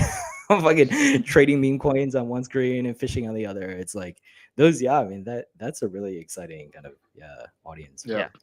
I mean, To be honest, it could be a symbiosis between the two products, right? Like, because like you trade, you do your TA, you do whatever you do, right? And then you open your position, and now you go. Yeah, you have to wait for a long time, so it's like might as well fish while you're at it. Yeah, so for me, like why I like Cambria is because it has those components, right? Where like you can come, you can gamble a bit, and you can like have some kind of an edge somewhere, and utilize that to your best advantage, because that's what gamers are all about. I feel like, at least for me, because I've been a competitive gamer for like 15 years, so I like to know like where's my edge, where like how can I press on it, how can I like dominate over it, and like I try to find games where I can execute on that, and that's what I enjoyed about Cambria, because it kind of like had those elements involved. And you can make money. Yeah, exactly. I think it's tricky because the value prop of like, hey, if you're good at the game, you can make money. Like that's very strong. That's compelling, and that's, I'm sure that would like do well on like TikTok, right? There's actually a lot of kind of skill based gaming, like Triumph Arcade, sort of things that. But yeah, I think their games are quite shit. So yeah, I think there's room to expand there. But yeah, I mean the edge, like it's like, hey, like if I have an edge, right, you really want to figure out, and like now that there's actual stakes, like you care, like that's often something I think that's another sort of edge, like with crypto. It's like with the stakes, like you can get people to care, and you can kind of like keep them invested in something where like you can make it hard, you can make it difficult, you can make it frustrating, right? Like we have fucking full loop PvP, right? It's a horrible idea usually, right? no casual likes full loop PvP, but like if you spent $30 on a charter, right, you're kind of already invested there. So yeah, there's a lot of things I think you could do. So that's really I think what crypto games should play with. It's like the cool thing with crypto is like you have a ton of liquidity, right? So like it's hot money flowing online. You can have fucking hundreds of millions of dollars like instantly flowing into these things, right? So it's like, I mean, like what can you do with that? Like what net new experiences can you do? And I think the slight skill based edge, right? Still, obviously with a lot of the recent games as well, like you see a lot of like RNG as well, like roguelikes, that sort of thing, like Vampire Survivors, like I think that finding the balance there, like it's tricky because like in Duel Arena, like obviously there's like stand switching and like all this sort of stuff. It's more the more RNG game modes that are more popular. I think that's pretty common the case across a variety of things. But it's kind of it's funny. But people have different preferences, so you also have to cater to a wider group. But reading off some metrics, like there's been over $25 million wagered over the last few months, like which is insane. But it does speak onto like one, the fondness of people to go and put like their money where their mouth is and bet on themselves, and two, like just the participation. Like that has been a constant climbing number over the last few weeks, especially. I remember like maybe in September it was sub 20, and it's like climbed. all the way through October, and now sitting over $25 million wagered in itself, right, in total, which is huge. And then on top of that, like we've got, hey, there's me on top of that. But on top of that, you've got the Cambria Islands as well, and this is like straight revenue for you guys as like the company in some aspects. So we got some of the details here. Shout out to Oral Alex, sorry, for he always does the best graphics. But you guys killed it, right? 333 ETH from the mint itself. There was 3,333 islands. Instant sellout, right? And like you were, I think, really creative with the ways that you kind of gave players who had played the game in the previous seasons the opportunity to be at the front line of the mint. Which is although people may have been disgruntled by the fact that there was like over allocation and all those things, the right people got their hands on the islands, which I think is important for the game's ecosystem. And there's like these are the wins that I'm talking about, right? Now we just spoke about how the gaming industry in itself is kind of still in like the incubation phase where like we're still trying to find real product market fit for the space itself, but for products within each of these companies, and those being NFTs themselves in this respect. And until those things find product market fit, like it's like about survival until then. I was reading up on the Renown article, which I think everybody should check out. This is arguably something that is going to be spread in this industry. I'd like to see in different projects on Ronin as well. But the VE NFTs, of course, a lot of people won't know what we're talking about when we say VE NFTs here. This is the article I was referring to, the Renown article. But Ben, I wonder if you could give us like a first account on what VE NFTs actually are and what's the plan set out for them. Yeah, I think so VE comes from, sort of DeFi, right? Back in the day, like, a lot of these protocols were competing for liquidity providers, right? Which would often hop, right? They would just kind of be like, hey, which is the highest yield, right? I'm just gonna hop to the newest, greatest, right? And kind of go from there, right? So there was a disconnect between, kind of token holders that were kind of long-term sort of incentivized, aligned with the community, and, people that just, because of some short-term sort of increase, like we're coming over, and now they're at the same level, right? I think that's the biggest thing. It's like this disparity between people that are aligned with your protocol, especially with things like games, right? Like a lot of this is like emotional. It's like kind of like, hey, I'm just gonna support this. I'm gonna spend money on this because I like the game, right? Not because it's the best yield ROI out of 15 other games that I've stack ranked, right? For example. So yeah, I think with that factor in mind, it's just like with games, like, hey, how can we identify, kind of these early sort of long-term sort of line members and kind of reward them? And here's the difficult part. It's like, for rewarding them, you also don't want to go too far, because like you don't want to like turn off like net new liquidity, right? Coming into whatever it is. Like, I think that's sometimes a little tricky, like the perception of like, hey, like there's these guys with like massive advantages, right? Kind of from holding Cambria NFTs for years. But really, like usually when it comes down to things like, net new opportunities, it's like, and we've done this for like every collection that we've done, right? It's like it's almost always better to kind of give the allocation to someone who's held a Cambria NFT or has some other proof of sort of community loyalty or history. Like it's almost always better, to give them it. They're just like already aligned, they're sort of already bought in. So yeah, I mean, this like we've used this kind of in a variety of ways. Like we've done this for giveaways, for like various spots, like kind of more minor things. This is probably one of the first kind of applications where we took a little step farther, and then obviously with the token, once we have the token now, there's a lot more things we can do there. But yeah, I mean, I think the TLDR is like having some way to for people to just accumulate kind of this it's called vote V is like vote escrow, right? It's kind of like your weight over time, kind of committing your capital, and obviously it has to be productive capital, right? They can't just like hold it and kind of like do nothing in the game, right? There's some like kind of weirdness sort of there, but yeah. Going into detail on it though, it's like almost you acquire the NFT, and this is what I picked up from it. You can correct me if I'm wrong here, but like you acquire the NFT, and then you actually have a way to track all of the blocks that happen post that event. And like Yes. where I'm tying in like in-game activities, like if you do a dual arena match, like it picks up that, okay, that block happened, like he Yeah. did a dual arena match, and like you can tag all of those things for someone that held the NFT, and like their Yeah. score becomes greater the longer, like the amount of blocks that are in between the present and when they bought the NFT, and the actions in that timeline as well, which I think is like, yeah, Right. that's for me. If you're going to distribute to the right people, like that is a fucking perfect way to look at it. One, you get the acquisition of the NFT that is for your game, for your ecosystem. Arguably, they're going to need it if they are partaking anyway. And then also the confirmation of activity after Yes. the event of actually purchasing the NFT, and how if the NFT does get traded or sold to a different wallet, it actually resets that score. So it all of the incentives are there for somebody to acquire the NFT, participate in the ecosystem, and be truthfully rewarded for that. Yeah. Exactly.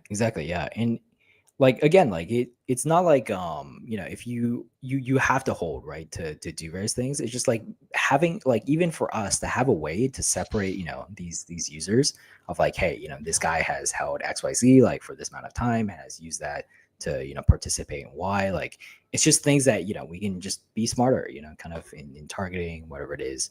I think the Fishing Frenzy team, kind of participation stuff like is kind of along similar lines. I think with a lot of these projects, it's being able to identify this is huge. Like distribution Right. again, of various things it's a tough problem. So You mentioned Fishing Frenzy. Are there like any other teams that you've been impressed about or like you've learned from? Because like I know you guys have really done well at pioneering this like risk to earn model. Like, is there anything that you've learned recently that has caught your attention? Definitely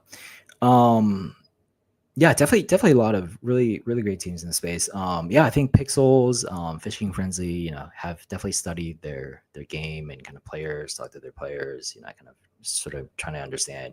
I think both the teams, like, in terms of putting out net new stuff, in terms of designs, it's just been really cool to see. Like I just always love to see experimentation, right? I think other teams, On-Chain Heroes, Gigaverse as well, they've done pretty unique things as well, with games, more on the sort of idle side, more on the casual side. But it's like it really spans a lot of different genres in gaming, so it's been really great info.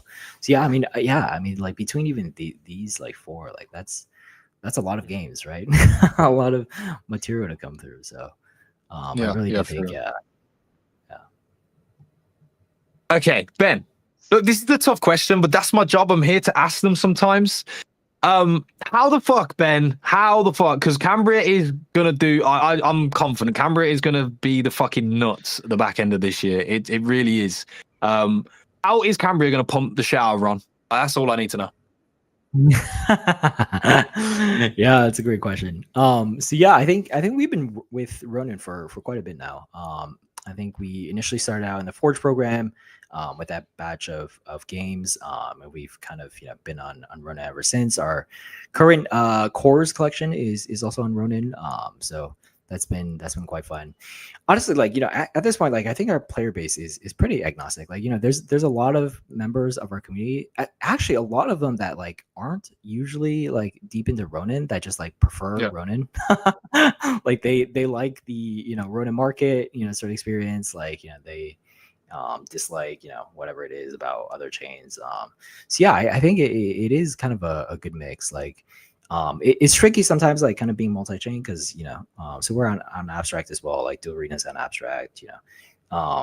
It's tricky because like sometimes you have like chain incentives as well, right? So for example, like Dual Arena, it's hard matchmaking sort of on multiple chains. So kind of just wherever gravity goes, like you just that's where things sort of accumulate. But I think for us, just making sure like we actually put in a lot of work, kind of just to make the game like fully compatible with, like Ronin Wallet, like Abstract Global Wallet, like, kind of all of these. It's actually harder than you would imagine. Like there's a lot of edge cases with like switching wallets, switching chains. But it's actually been cool to see, I think, like, a lot of these players, like, they'll have like their cores on Ronin, they'll hold Ron, right?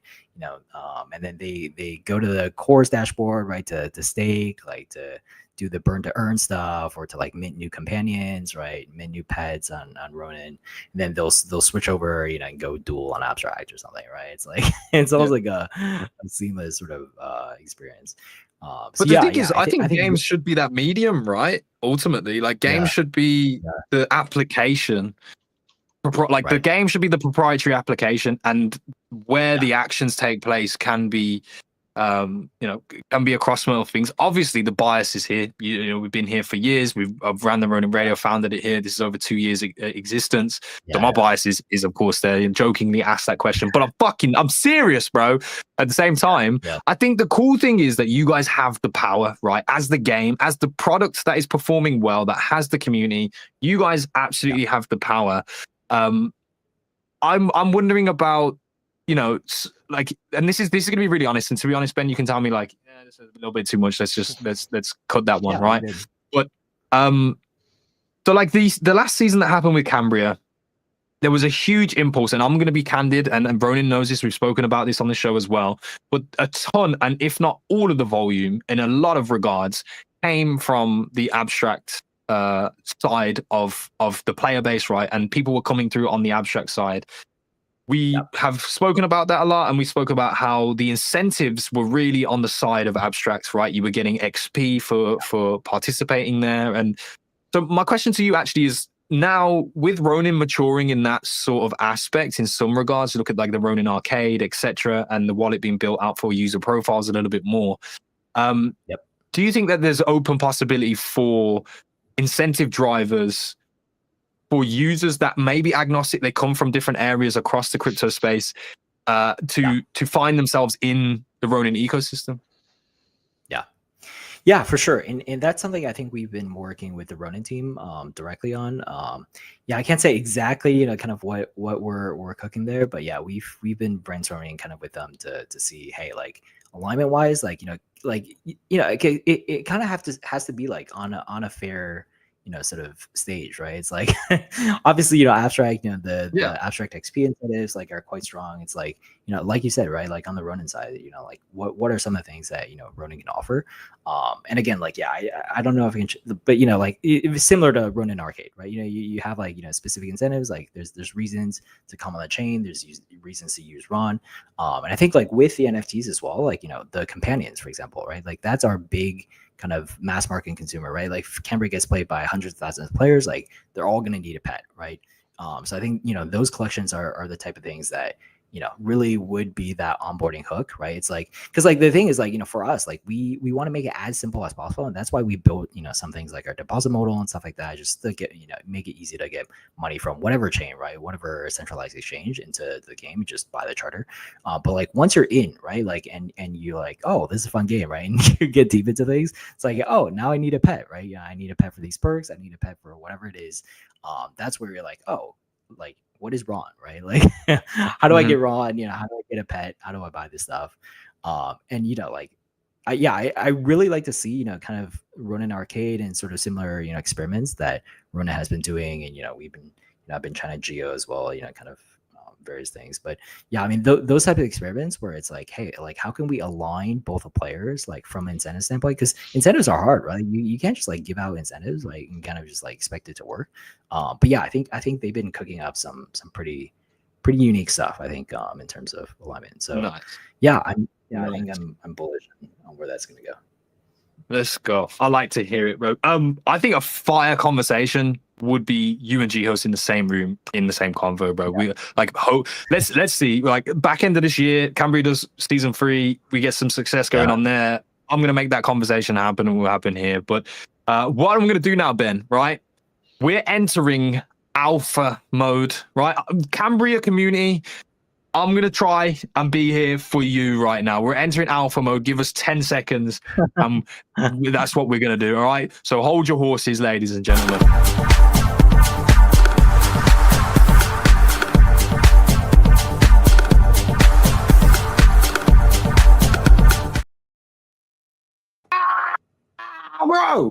Okay, lock the fuck in. Cambria, I'm here for you. All right. All of the Cambria people that are in the chat, let me know. Let me know that you're here. But I'm locking the fuck in. It's alpha time. We gotta know some information. All right. So let's jump into it. Ben, this is where I'm pressing. Okay.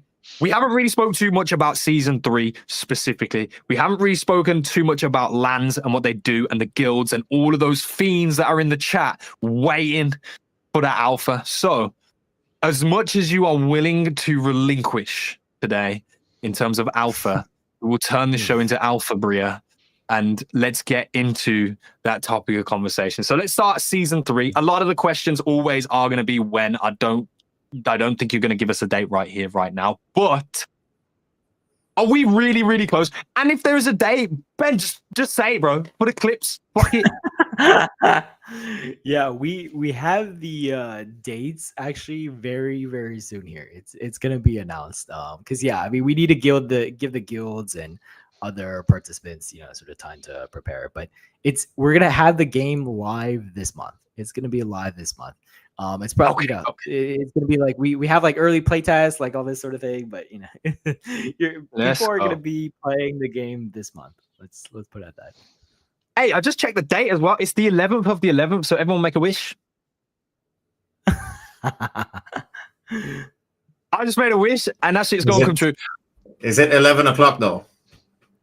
Who gives a fuck about the time, brother? Ooh, to be fair, it's close to 11 o'clock EST. It is. We're 20 minutes away. Will we still be live? We might be, whatever.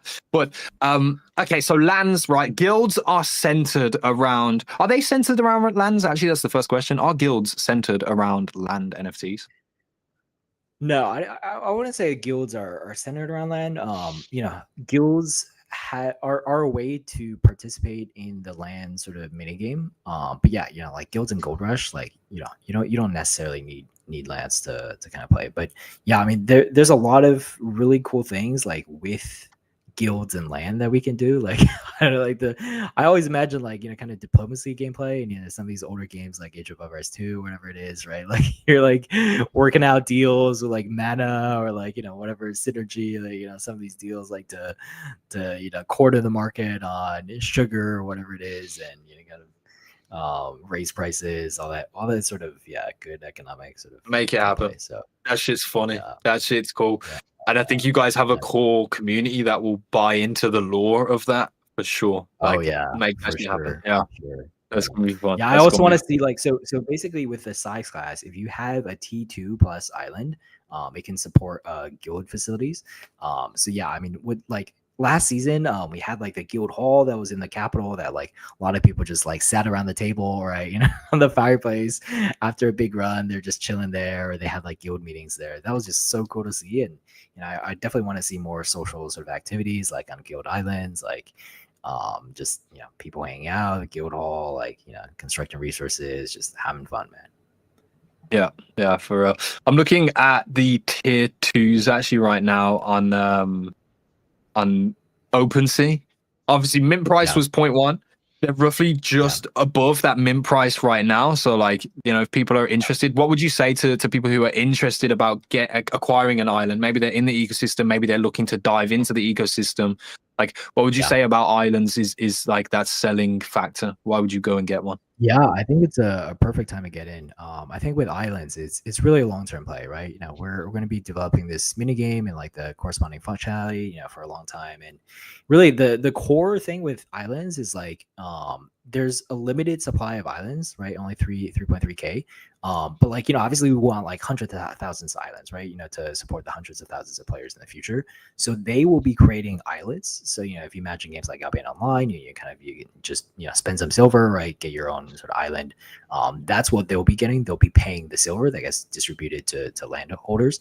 But yeah, I mean they'll have to find an NFT island to join. So like the islands are like I think the art, like the little small island, might mislead people. Like islands are fucking huge, right? Like even these tier 1 islands, like all of these like could potentially have like tens or hundreds of other, sort of islet players that are, basically tethered to this main island, right? And they use the island for its refining facilities, for its docks, right? Like to get to your player-owned islets, you have to like go to the main island and then kind of take this, other portal that takes you to your island. So yeah, I think, islands as communities and kind of like using those communities to kind of, for an island community, right? You also want to attract more islet holders, right? So maybe you're like changing your taxes, maybe you're doing some like direct recruiting with your friends to be like, hey, like come play this game and join my community, and then like the next time you're farming whatever, kind of after you're playing Gold Rush, like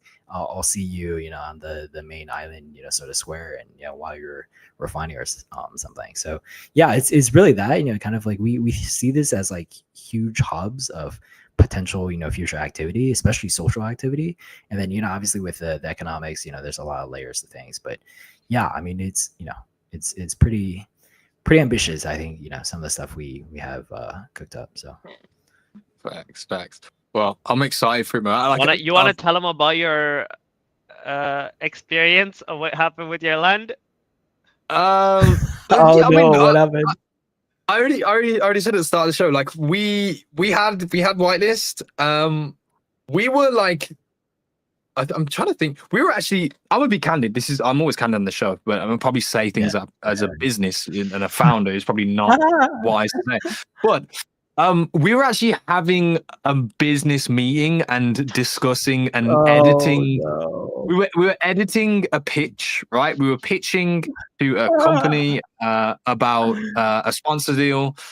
So we were editing that and we got so locked in that it was like 2 minutes past the mint time when it began. And I was like, oh shit, we gotta go mint. I ran to OpenSea. And the mint was already the mint didn't exist anymore. The mint was already gone. We were talking 2 minutes. And I mean, I guess, this is crypto. You got to be there on the moment, like with all the tricks and the tools of the trade where you like pre-load a transaction or whatever. Like that's how locked in I should have been. And I wasn't, and I was so gutted because we didn't get a land at all. So that's how that went. But shout out to everybody that did get a land. I know it was heavily Cambria community, so you guys deserve it. So that's just the way the cookie crumbles at times. Ben, I feel like we could have we could sit here for a few hours, bro, and have a lot of conversation. You've got a lot of experience in this industry, really interesting moments of time as well. I'd love to know more about like the Ronin Forge, etc. But of course, this is a single show, and you and your team will be busy too. I would like to bring you back on towards the end of the year after the release of season 3 at some point. So hopefully we can set that up for sure. But leaving the floor open for you now in this stance, like anything else that you'd like to communicate across to the Ronin Network, to the people that are viewing, to the Cambria community, what is happening with Cambria right now and what should they be doing? Yeah, so some pretty exciting things coming up. Like, I think we've had a lot of announcements, but yeah, time to actually ship games. We have, obviously Dual Arena currently live. Gold Rush is coming pretty soon here. I think it's pretty fun, season 3. So yeah, I mean it's gonna be on for 2 weeks. It's gonna be a blast. So definitely come check it out if you've never played.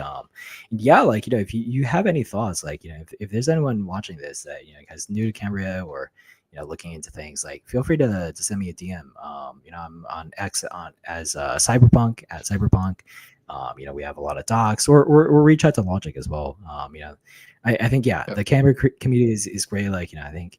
I mean, maybe our holders chat's a bit of a nightmare. Like these guys are fucking trolls. But yeah, I think if you're genuinely looking for kind of someone to help guide you through the ecosystem, like so a lot of these guys would be happy to help. So yeah, come facts. W's. You guys are gonna have a presence as well at the YGG Play Summit. So if anyone's going to the YGG Play Summit, make sure you check that out. Gosh, yeah.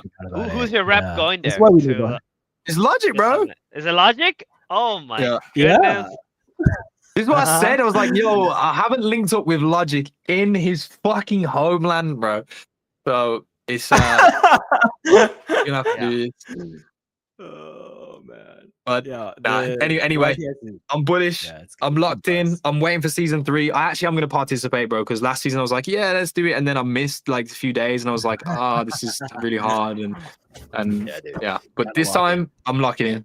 I want to say this though. Shout out to a lot of the Canberra community, the people that I met at Zebu London. Eleni's in the chat as well. Shout out to Edsy. Shout out to Shaz. Shaz is fucking amazing, by the way. I think that guy is a goat. Like, he's been streaming, and I like to see more and more content on your game. So shout out to Shaz. Yeah. And of course, shout out to Logic, bro. Always the one that has been bullish on you guys since the jump and has really given us the inside scoop. So W's in the chat. Are we excited for it? I'm gonna guess. I'm gonna guess a date, Ben. And like this will be the end. We're ending the show. We're ending the segment of the show. But if I actually guess this date, can we agree? Can we shake to this? Virtually shake. If I say a date at random this month and it's actually correct, can you just say yes, and then I'll just rug the whole thing? What does he have to gain from that?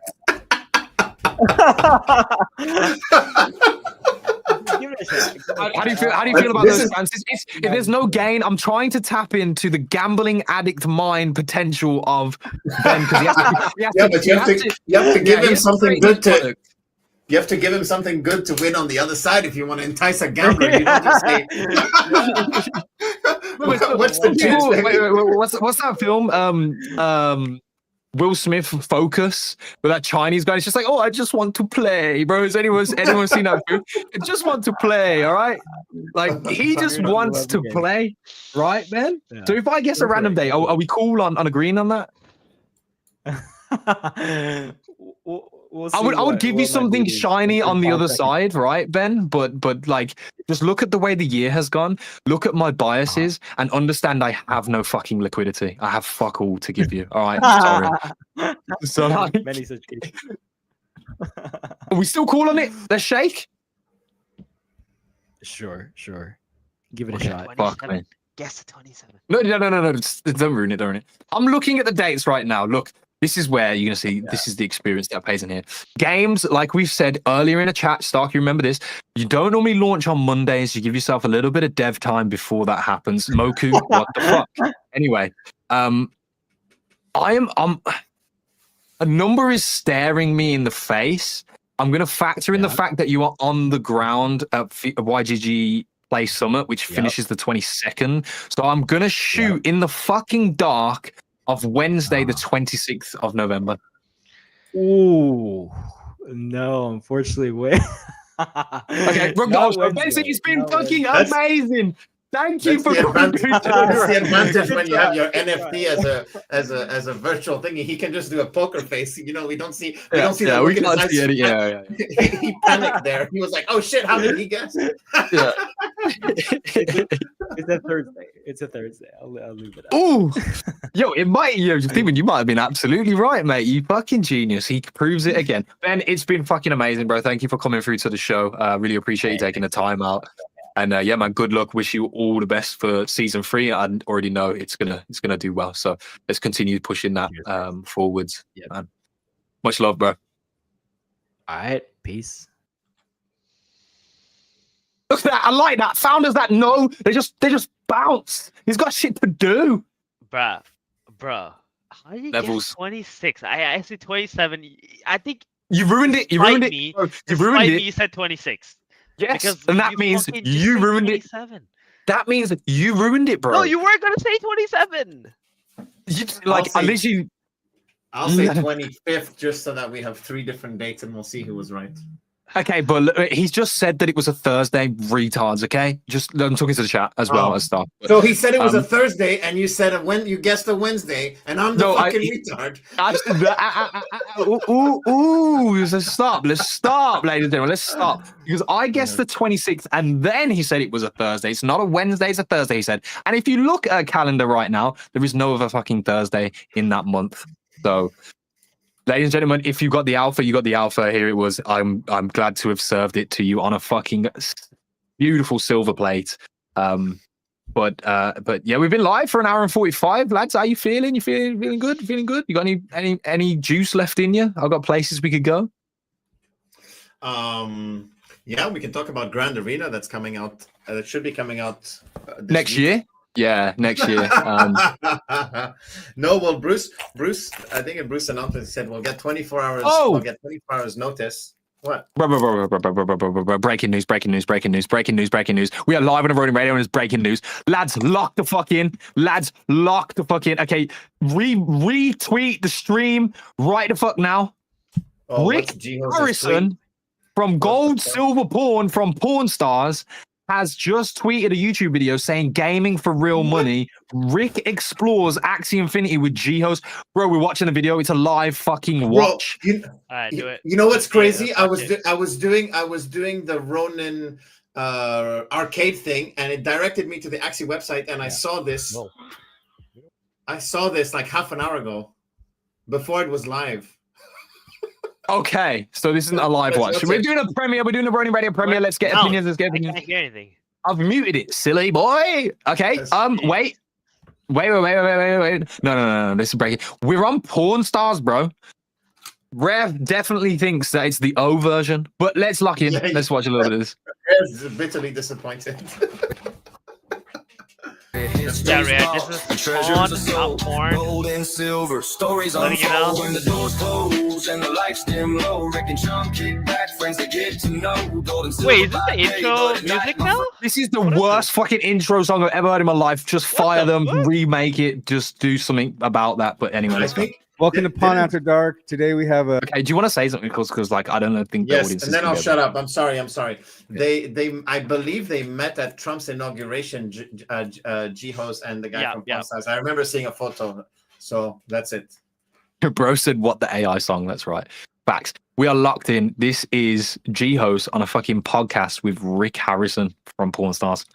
very interesting guest, Jeff Zerlin, co-founder Hey, my boy, you know, my boy on the Damn. big screen. of Axie Geo. Infinity, Ronin as well. That A whole Good list of stuff. things to talk about today. So how you doing? Yeah, I'm doing well. It's surreal to be here. Thanks for having me. All right, so some guy who is I don't know shit about all this online stuff, like Pokemon stuff. So what exactly Yo, is that is one way to start a podcast. I like that. Shit about shit this about all this stuff. online stuff, like Pokemon stuff so what exactly is Axie Infinity?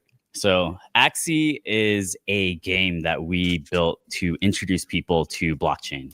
It's kind of similar to Pokemon or Tamagotchi, right? So there are these cute pets. You battle them, you collect them, you can breed them. They have real genes, and you can actually even use them to earn your first cryptocurrencies. So we feel like when you're introducing like a kind of scary new technology, it always makes sense to package it in some relatable way. So Okay, so it's like all right, so it's like What Pokemon. the fuck? He's exactly right. That's. Remember when we did the show at Zebu London, right? And we were live, and you were like, Gila, tell me what Axie is, right?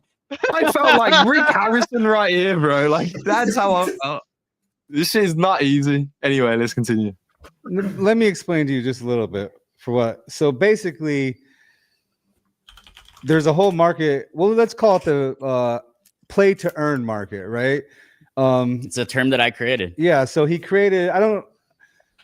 Let's This is back up a starting little off bit. I think you amazingly. got Yeah. some inspiration from a game called Crypto Kittens or Crypto Kitties. Is that true? That's true. That's And true. so, what was your inspiration behind that before you started your whole venture into Bro, Rick is just like looking like you motherfuckers didn't just answer my question. Like I'm still as lost.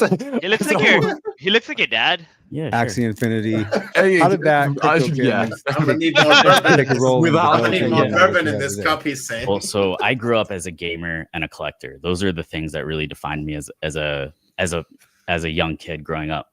The way that I would basically get my father's affection was by like finding a rare beetle or butterfly, right? Because he was really into collecting butterflies. Okay. I'm also half Korean, and all Koreans are like really into video games, right? So the first thing that I ever did on the internet was actually play StarCraft with my cousins across the world. So from an early age, I kind of had this idea that games would be a good way to introduce people to new technologies. And I also had this love of collecting.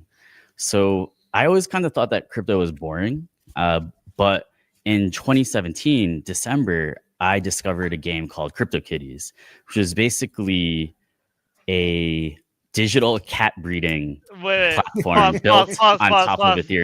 I feel like he wanted to describe what Axie was about CryptoKitties, and he's like, wait, I can't do that. It would not look good. So let me rephrase that. It's cat collecting. Okay. I caught that. I caught that from Jeff there. I can see what is going through his mind there.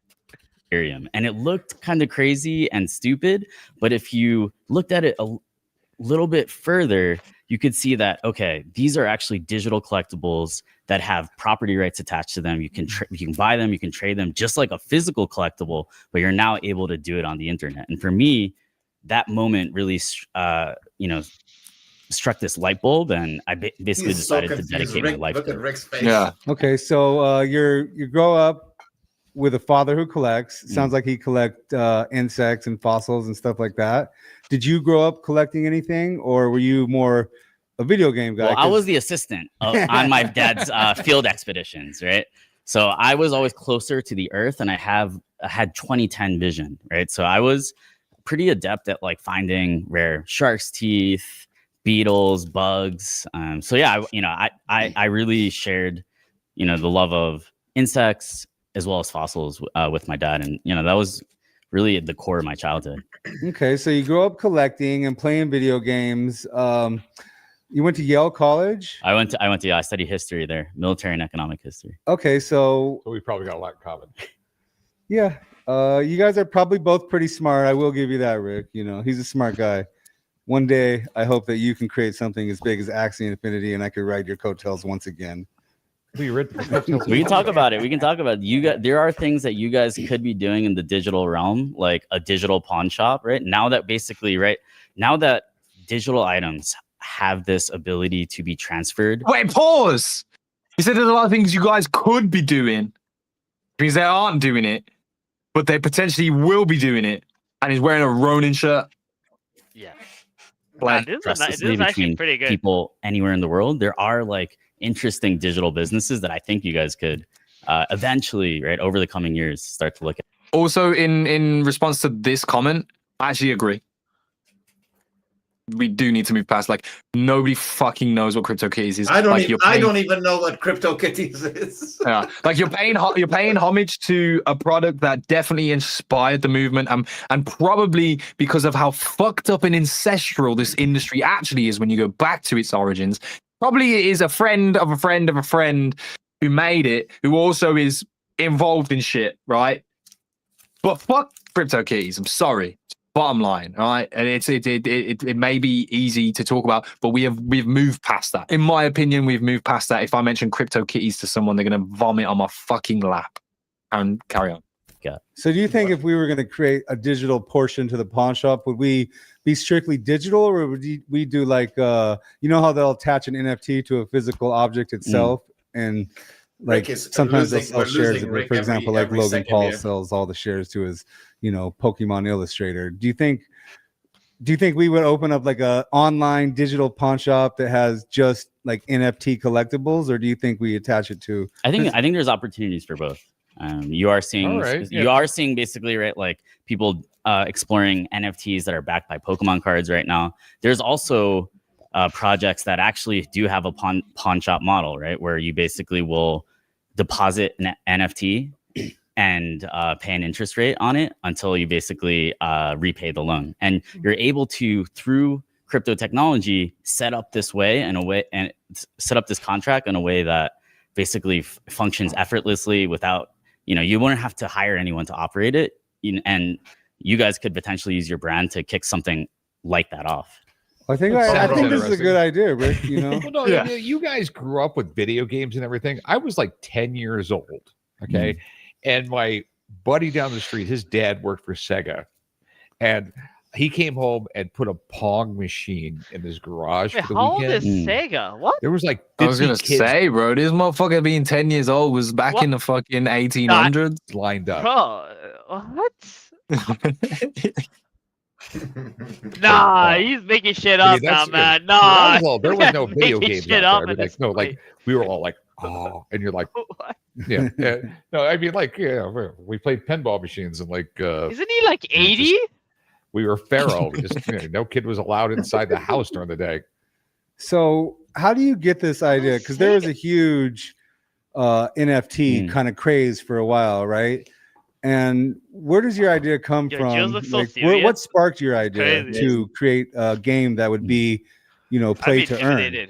Bro, he was there. Like, Geos is locked the fuck in, bro. Yeah, he is, bro. He is. He was locked the fuck. He knows. Like, thing is, Richard Harrison here doesn't know what the fuck is hitting him in his face. Like, he doesn't have a clue, right? Yeah. But Geos has probably come to this podcast with the strategy on lock, bro. Like, this is already like step 17 in the strategy, right? So he's fucking he's locked in, bro. Yeah. So first of all, disclaimer, I actually discovered Axie as a community member. I discovered it and thought, hey, like, I can add a lot of value to this project.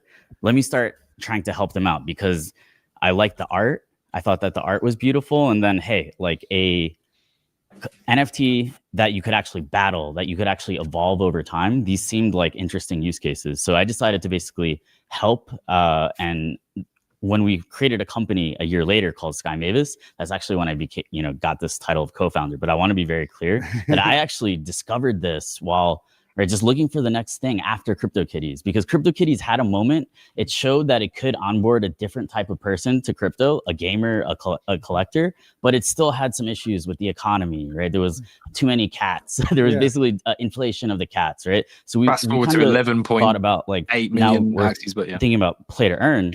Where did play to earn come from? It was like, can we take this idea of proof of work where in order to create a crypto, you need to actually do something. You need to actually put some time and effort into it, right? That's like Bitcoin mining. What if we could do that through a game? Because when I'm not an engineer, right? I'm not like a computer person. So when I first found out about Bitcoin, I was like, why should I buy it from the miners? Why can't I also like mine it myself? Yeah. So I thought that this could be something that a lot of people in the world kind of feel like, oh, but maybe they would be interested in using crypto if there was some way to kind of simulate that mining and earning of cryptocurrency. So like basically the more you play, the more crypto you earn. Yeah, it's kind of right. Like the more you play, but you also need to be good at the game. You need to make good decisions. There's like there's a free market aspect of it, right? Where it's almost like you're running with Axie, right? You're running this kind of like digital dog breeding business, right? Where you can actually fight them. So there's that way to play the market. You can also like get really good at the game and win tournaments and things like that. All right. Sorry. So as you're breeding your creatures, your dogs, they're getting more crypto attached to them, and that's building your wallet.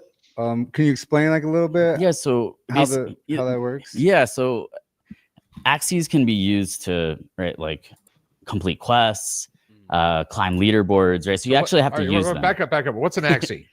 Axes, like you're talking to computer illiterate. Sorry. He keeps all his money in the bank account. Axes are kind of like Pokemon, right? Pokemon. Pokemon, right? Yo. What? The meme, I love the meme. He memed on him. So I'm sorry, Gias, but yo, bro, Gias had enough. He had enough. He said, "I'm gonna fucking, I'm gonna speak in a way you understand me, bro." He said, "This is the way that Richard Harrison could understand him. This is actually." Can you rewind? Can you rewind? I want to hear that again.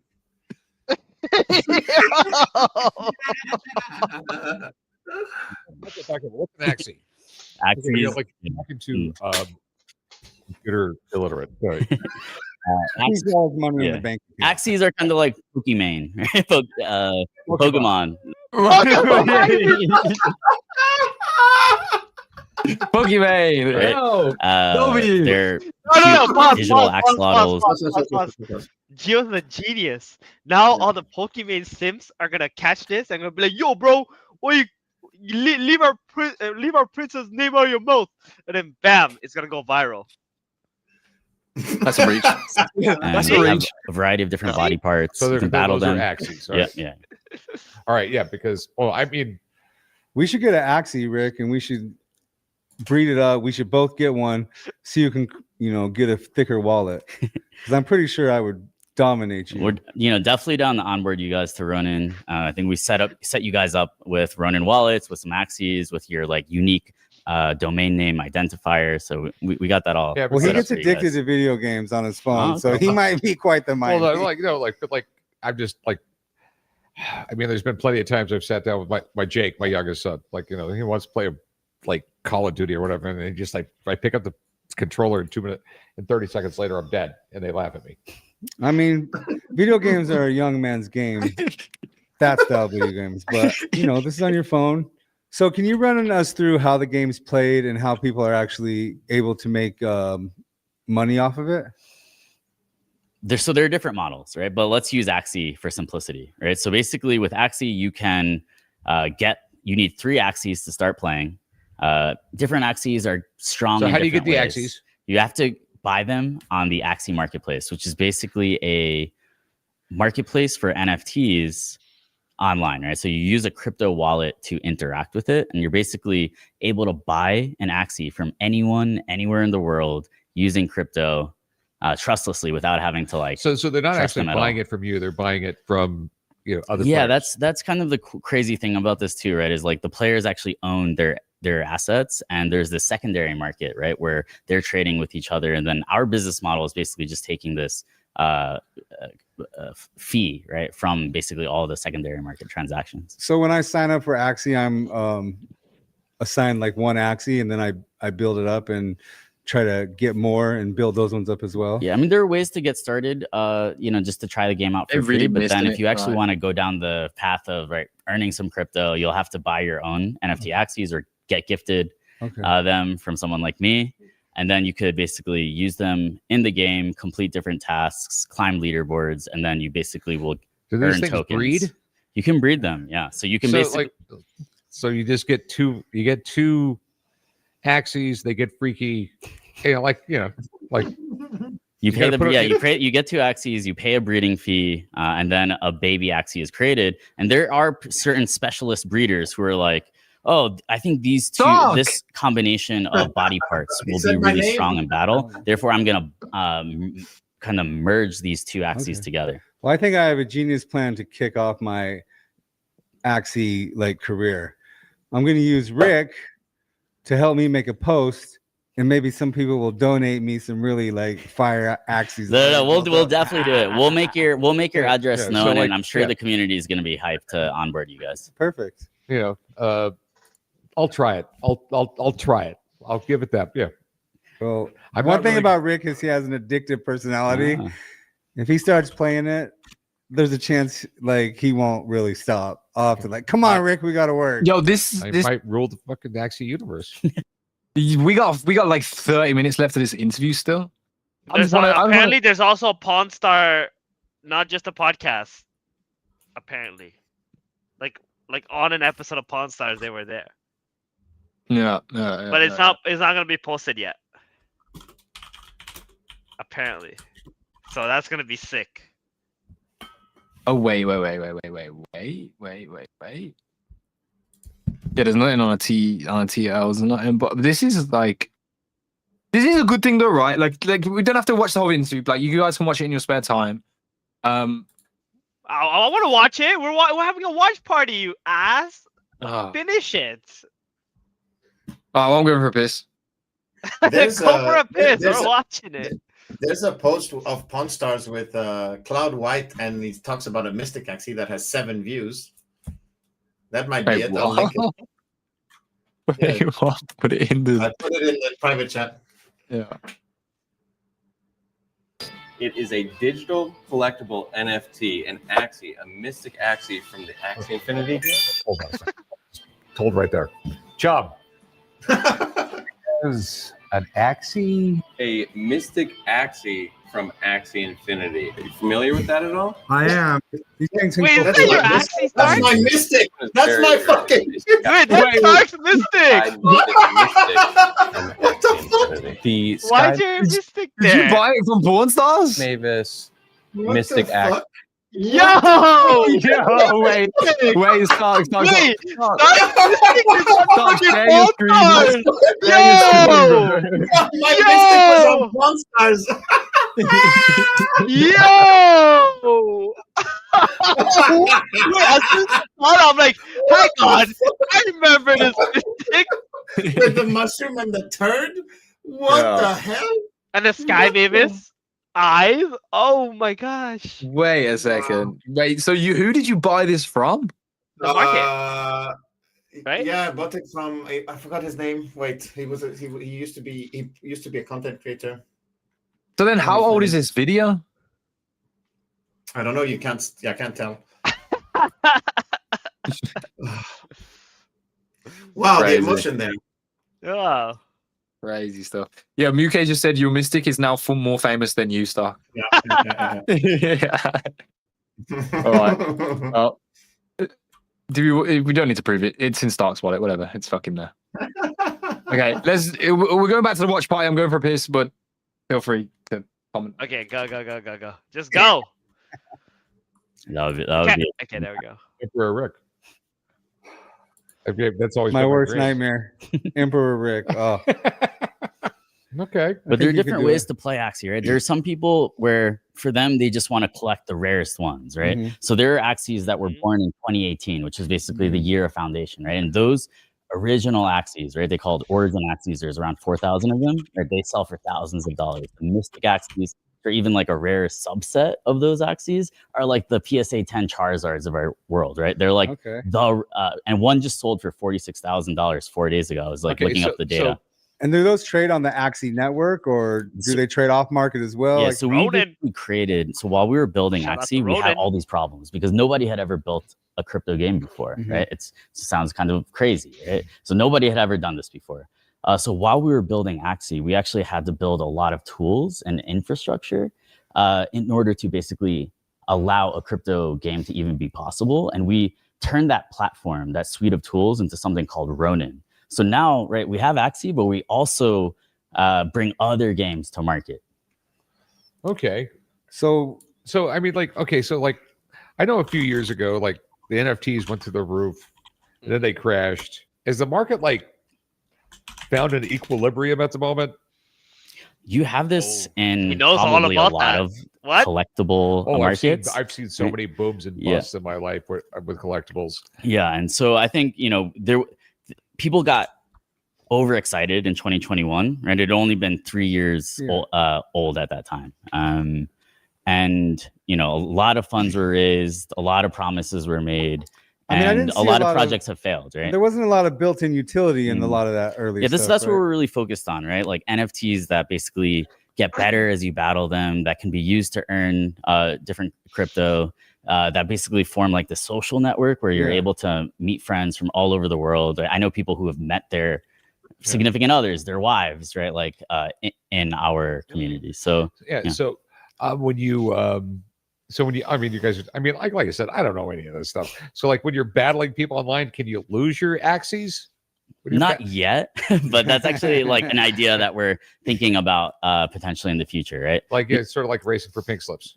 Yeah. There's that element of like, right, this is real stakes, and basically the ability to use crypto allows all of that stuff to be done in a pretty safe and trustless way. Where do you see, Axie Infinity going in the next 5 years? I mean, do you think it's at its height right now? Do you see, more things being added into the game? Do you see more people onboarding? So, as we were saying, there were a lot of teams that That's the question I come back to. Dude, he actually has promises. pretty good questions. Like, okay. I'm not going back. Yeah. in They 2021. were asking this about year like, failed to deliver. how is the market doing? Like it blew up, and then now like is it coming back and all that stuff? And then he's like, he's talking about how it was like in a bubble, and they were saying like they know all about bubbles, right? Because they're in the collectible business. Of course, Yeah. like it all does the same thing. It's not like unique to crypto or something like that. But yeah, go on. Oh, okay, cool. With Axie and the games on Ronin, the activity right now is actually significantly higher than it was in 2021. Even though, right, like the market for some of that coins and stuff like that isn't as good. In terms of like actual real user adoption, there are more people using our products now than there were in 2021. Axie has around 280,000 monthly active users in places like Southeast Asia, Philippines, Latam. Of course, also like we have Americans, Europeans that are playing. And so over the next 5 years, we're actually building an MMO right now because we feel okay. Well, hold on. Like one of those terms. Like, what's an MMO? An MMO is like kind of like World of Warcraft. It's a massive multiplayer online game where you basically have people all play that are able to all play together. They'll form guilds or armies, right? They'll battle each other. It's like very, very social. Okay. So do you kind of envision, I guess, for a better lack of a word, a metaverse, I guess, people living inside of the Axie Infinity metaverse? So there was, right, like a All the bad moment in keywords. 2021 where this idea of the metaverse started to become more popular. And I think a lot of that was driven by some of the stuff that we were showing, right? People were buying the rare Axies for hundreds of thousands of dollars because people were wanting to flex, right, in the digital realm. People were also in COVID in places like Southeast Asia. They were actually able to earn like more than minimum wage by playing the game, right? And so I think we are definitely seeing over time our digital lives, our digital experiences becoming more important relative to the physical. But it's still, I think, like early to use the term metaverse. Okay, all right. So how many employees you got? We have around 240 right now. Okay, all right. Yeah, that's a real business. And are you using AI for anything? AI has been used in games for a really long time. Sorry, just give me a moment for us to laugh about that there, because Okay. That means I haven't been sitting here for 30 minutes talking about a scam. It's a real business. He's on board now. No, I think he said that because he was more so like impressed. You know what I mean? Like as in like he probably wasn't expecting that. Yeah. I think like I mean you can have 10, 20 people and it's a real business. It's like not so like it's a real business as opposed to like a startup, a budgeting idea. It's no, like yeah, he's probably thinking like, whoa, that's a real business. Like they don't have fucking 200 employees. You know what I mean? And they're like really big. So, well, yeah, the post that just came from Ronin is actually the cloud white one. So what the hell? What the hell? I'm listing it for 10 ETH right now. Literally, you can say, "Yo, this is the porn star." This is the first. It's the first Axie to ever appear on Pawn Stars. Oh, on How TV. does that fucking sound? First Axie to ever appear on TV or on Pawn Stars. How fucking nuts is that? taking offers on it. Taking offers on it. Yeah, taking offers. Pawn Stars. Right, let's pause the interview for a minute and let's watch the clip fall through. All right. It's a Pawn first. It is a digital collectible NFT, an Axie, a mystic Axie from the Axie Infinity game. Hold on a second. Just hold right there. Chum, this guy has an Axie? A mystic Axie from Axie Infinity. Are you familiar with that at all? I am. These things can go for a lot of money, Rick. This one is very rare. It is a Sky Mavis Mystic from Axie Infinity. The Sky Mavis Mystic Axie is one of the rarest Axies in the entire game. I believe there's only about 34 examples of this specific trait within the collection. Rick, if you get this, you might even grow some hair. I don't think that's going to make me grow some hair, but like, are these desirable? They're pretty desirable, especially when you get like to a mystic like that. This Mystic Axie can be used within the Axie Infinity ecosystem. Look at his hat. Look at his whether it be the battle game or the land game. What are you looking to get for it? This particular asset, I'm valuing at. Wait, to be continued. To be continued. No, I want to see the rest. I want to see who's the professional. How exactly do I set up a Ronin wallet? This wallet has been downloaded over 18 million times. Wait, Gio is the professional? Okay, so first I love it. Oh, this is so good. The Ronin wallet. There Yeah, it is. so good. What the All right. fuck? Get download. All right. So the key next step is you're going to be prompted to create What something the called a fuck? seed phrase. Think of this A as a seed super phrase? secret Holy shit, we're password onboarding you can't let anybody get. IRL, So bro. what This you're is going to want awesome. to do What is the fuck? write the seed phrase I actually love this. on a piece of paper and keep it someplace safe, away from trouble. No wonder he said it's a big fucking week Okay. this week. All right, write these down. Yeah. All right, well, welcome. So now that you have this wallet, you're gonna be able to use it to store your Bullish. You're also gonna be able to store crypto and send it to anyone, anywhere in the world. That was way easier than I thought. All right, so I guess I am now officially part of the Ronin wallet. This is gonna be on the show. If you really want to be a part of the community, you got to take this Mystic Axie right here and send it to my wallet. I'm not going to send anything to you. You're like those people who call me up all the time, tell me that my social security number's all messed up. Not going to happen, dude. Thanks, man. I really appreciate it. All right, thank you, But Jeff. did they buy the Mystic? No. No, it was a summer actually, but No, there's more to it, right? I think there's more to be continued. yeah, well, it's not under the post. Okay. What the fuck? Right, out well, of the 12 million Axies they could have picked, they picked one I bought 3 weeks ago. Yeah, What are that's the so fucking sick, odds? though. That's crazy. Yeah. Bro, Well, you have definitely. the porn star Axie. There's so much lore that you can create behind that and confusion. Yeah. Okay. I did. By the way, what the fuck? Are we finishing this interview then, lads? Yeah. Yeah. Yeah. Go. Our digital experience is becoming more important relative to the physical, but it's still, I think, like early to use the term metaverse. Okay, all right. So how many employees you got? We have around 240 right now. Okay, all right. Yeah, that's a real business. And are you using AI for anything? AI has been used in games for a really long time. Right, it's just kind of trendy now to talk about it. But AIs are powering bosses.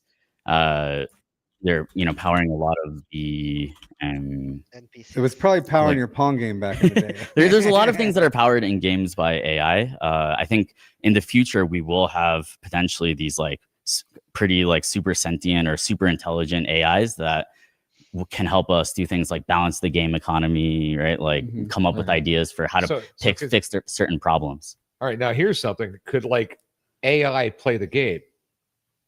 Potentially, there will be successful games that are just built for AIs, and people might like build AIs to battle each other in those games, and you see who's like they the could best. do everything like super fast, and like they would like maybe do. Yeah, I'm just wondering if that's Yeah, I mean that's been an issue almost in gaming actually for decades now, where people will build bots, which are kind of like a primitive form of AI to basically try to play the game for them. All right, yeah, not that. Yeah, so God, it's just. I mean, this is all way above my head. This is like like I'm a cowboy looking at the space shuttle. How did you feel when you guys hit 1 billion, in cap? That had to be like a special moment, right? So, I mean, there were a couple of billions that we hit, right? We hit $1 billion in revenue, I think around like August or September of 2021. We hit $1 billion. Axie was worth $1 billion as well in 2021. It's now worth around 800, 900 million. Let's rectify that. When those things are happening, honestly, right? Like you're just flying around fixing problems, right? Like your servers are on fire, people are complaining, your support desk is overrun, right? So when you have like massive traction that's going exponential, maybe you guys have like probably experienced this with the show when it was first going off, right? It's just like everyone wants to get in contact with you, everyone wants your attention, everything is like burning, and there's like a ton of stuff that's kind of like trying to fracture your attention in a lot of ways. So you don't necessarily have like a moment to sit back and say, wow, like we just really did that. Is there something you like to do to take a moment and sit back from the chaos of building something this massive? Do you ever get an opportunity to relax a little bit here and there? I mean, I'm very luckily and happily married, so I would say that that's been key for me. Okay. All right, Rick knows all about that. But it's definitely something. It's definitely saying something because, like, I think probably 99.9% of the NFT companies went belly up like by 22, 23, and you're one of the survivors and like kind of thriving now. Yeah, but do you do anything besides? You got any like hobbies? Go skydiving, ride dirt bikes. He's a workaholic like me, Rick. You were. I mean, you're I like to be called a workaholic. I like to read. I still collect insects with my dad. We just discovered a kind of a state record for a certain butterfly last year. So we're still going out in the field. That's so spending quality time with my dad via our shared hobbies. Yeah. I'm a huge Mets fan. Shout out to Steve Cullen. Sorry if you guys aren't. Well, baseball season just started, so you're gonna get to a game soon, right? So yeah, I think like baseball, my kind of hobbies with my father, spending time with my wife. It's kind of what I'm doing. Well, we all like to relax and unwind a little bit, but it could be it's hard to find time when you're doing something, as crazy as this and such a large market. It's one of the things that we were talking about that I found interesting is you said that you guys like have like a audience right in the Philippines and South America and stuff like that. I was kind of surprised because we met at inauguration. I posted a picture of us and like everyone in our community, right? Like even the ones who weren't American knew who you were. Yeah. Oh, it's crazy. Like I do commercials all over Latin America. I've done them for Asia. You're about to do one down in Mexico right now. Right? I hope so. Let's not ruin it before it starts. But yeah, I hope so. No, but I do a lot of stuff in Latin America, and we're popular. It's fucking crazy, because when I started this show, I was hoping for a season or two, and then, it just blew up. I think it's all because of Chum. Everyone loves Chum. I think collecting is a universal human desire. There's just something about collecting and the relationships that are formed via collecting, like for me with my father, but then also my father has a huge network of butterfly collectors that he's hanging out with, right? So I think there's just something universal and human about it. One of the things that many of our community members wanted to pass along to you, Rick, was that, Pawn Stars got them through really hard times or helped repair relationships with their father or different family members, right? So I think like what you guys do means a lot to so many people. It is. I hear that all the time. People watch Pawn Stars. Got memories of watching Pawn Stars with their family. So do you, besides the butterflies and the insects and the fossils, you're that age group. Do you collect Pokemon cards too? I still have I luckily saved my Pokemon cards during COVID. So I went to my parents' house. I was kind of stranded there.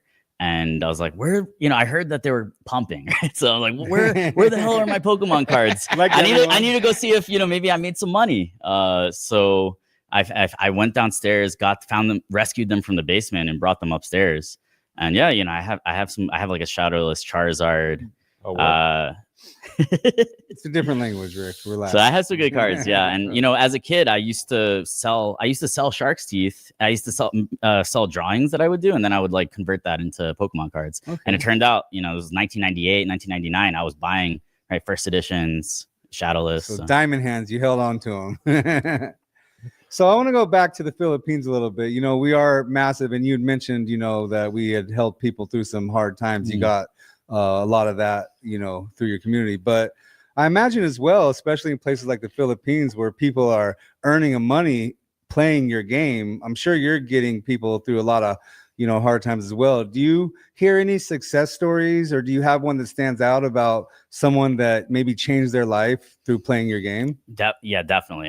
During COVID, especially, right, there were a lot of families that, Axie for them was basically a vital lifeline. You had also people who, rather than just only seeing, relying on it for subsistence, you also saw some people, buy homes and stuff like that. So there were a lot of that type of article. I do, like it's you want to walk this fine line, right? Because of course there are opportunities in crypto, and that's one of the main reasons that people are interested in it. But we also have to stress, that there are other non-financial benefits that our products bring, right? So, meeting people, learning about a new technology, right? Imagine if you were basically playing a game that taught you how to use the internet in the 1970s, right? That game would be bringing value to your life, regardless of whether you're able to make money from it. So it's a modern version of Oregon Trail. That Oregon Trail was a game that introduced many to the computer, right? Yeah. So I hear like a reoccurring theme is community. And, I agree with you. Community is huge in the collectible market. A lot of my friends are, you know, I do in Pokemon a lot. I play Pokemon the card game, not the video game, but a lot of my friends are Pokemon collectors or Pokemon players, and you know, I found a whole network of people to relate to that I normally, you know, might not relate to through another part of life. Do you still play Pokemon Go? I play Pokemon Go a little bit, but you know, I think like the internet and the fact that people from all over the world can talk to each other and stay in touch is so big for the collectibles market. I think it's like been a big driver of this thing. It used to be that people were confined to their homes and their towns, right? And they would hang out with the people in their town, but it would be, if you have a kind of a niche or an obscure interest or a hobby, really hard to find like-minded individuals. Maybe you go to a trade show or something like that. But now, right, there's this global 24/7 community that you can tap into and basically, right, always be surrounded by people who share your passions and your convictions. Okay. So, I mean, like, so where do you see the game like 5 years from now? Because like, you know, my philosophy of business has always been evolve or die. You know, so I mean, you got like big plans to like roll out more games or like massive, you know, have. Here we go. This way it was cool things you can do on. Yeah, for sure. So the way that we see it is first we built Axie and we built the tools to allow Axie to prosper. Then we brought those tools to other games and saw case studies where by integrating our technology, the Ronin network, games like Pixels, which is kind of like a farming simulation game, saw exponential growth. And now we're also like starting to introduce people to non-gaming applications of crypto, like, you know, how to get a loan on the blockchain, for example. So our idea is to basically, right, become this platform for people to build games, but also other types of consumer applications and onboard everyday people, not like nerds, not computer people, but everyday people to the tech. And a lot of people say this, right? A lot of the companies that got fundraised and funded in 2021, 2022 said this, but we actually have done this, right? We've actually done this millions of times. The Ronin wallet has been downloaded 17 million times, right? We're massive in places like the Philippines and in certain countries in South America. So now it's just about getting it to that next level. And you know, I think it will take some time. We just had the administration come in and they're making crypto a priority. So yeah, no, so like, well, no, I mean, 200 is a lot of people, but it's still like there's tech companies out there with hundred thousands of people working. So like, you know, no, because I don't know a lot about crypto and everything, but you know, it's fraud. I mean, the main thing about crypto is fraud prevention, because I don't exactly understand how it works, but I know governments are dealing with it. Every large company is dealing with it. And yeah, you're sort of like on the frontier of it. We're solving problems that have never been solved before, but you know, that for me, that was the type of work that I wanted to do. So did you see yourself as someone who was going to create a massive company always, or did this just kind of fall into you when you found the, you know, Axie community? When I discovered NFTs, I had just read Peter Thiel's book, 0 to 1. It was like pretty popular at that time, specifically like 2015, 2016, 2017. And to me, it seemed like NFTs were a potentially huge market that could basically bring property rights to the internet. But it was still very niche and didn't look like a serious thing.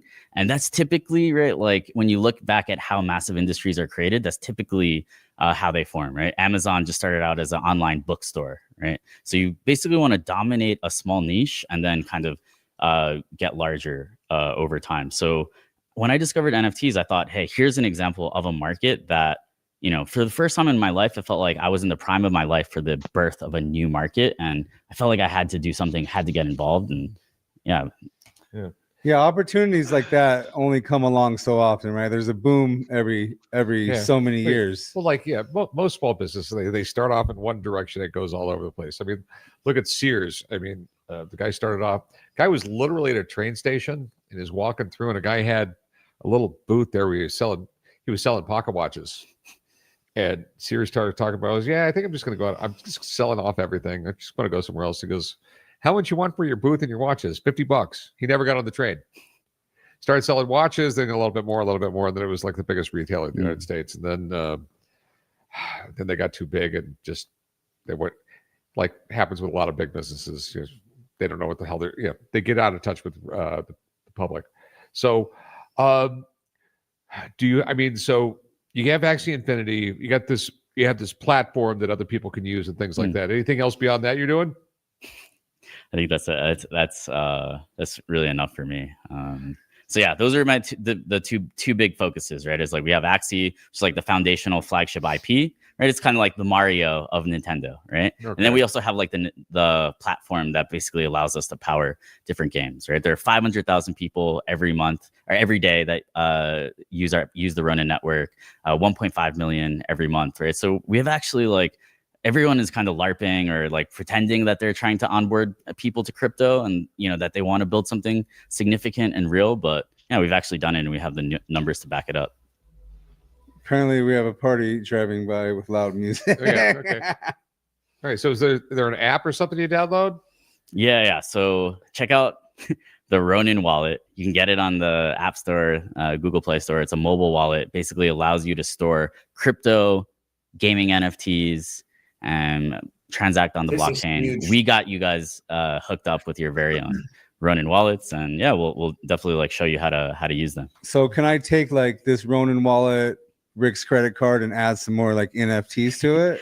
So yeah, we do have the ability to use credit cards to buy crypto on your Ronin wallet. Okay. You can also obviously buy it on an exchange like Coinbase and send it to your Ronin wallet.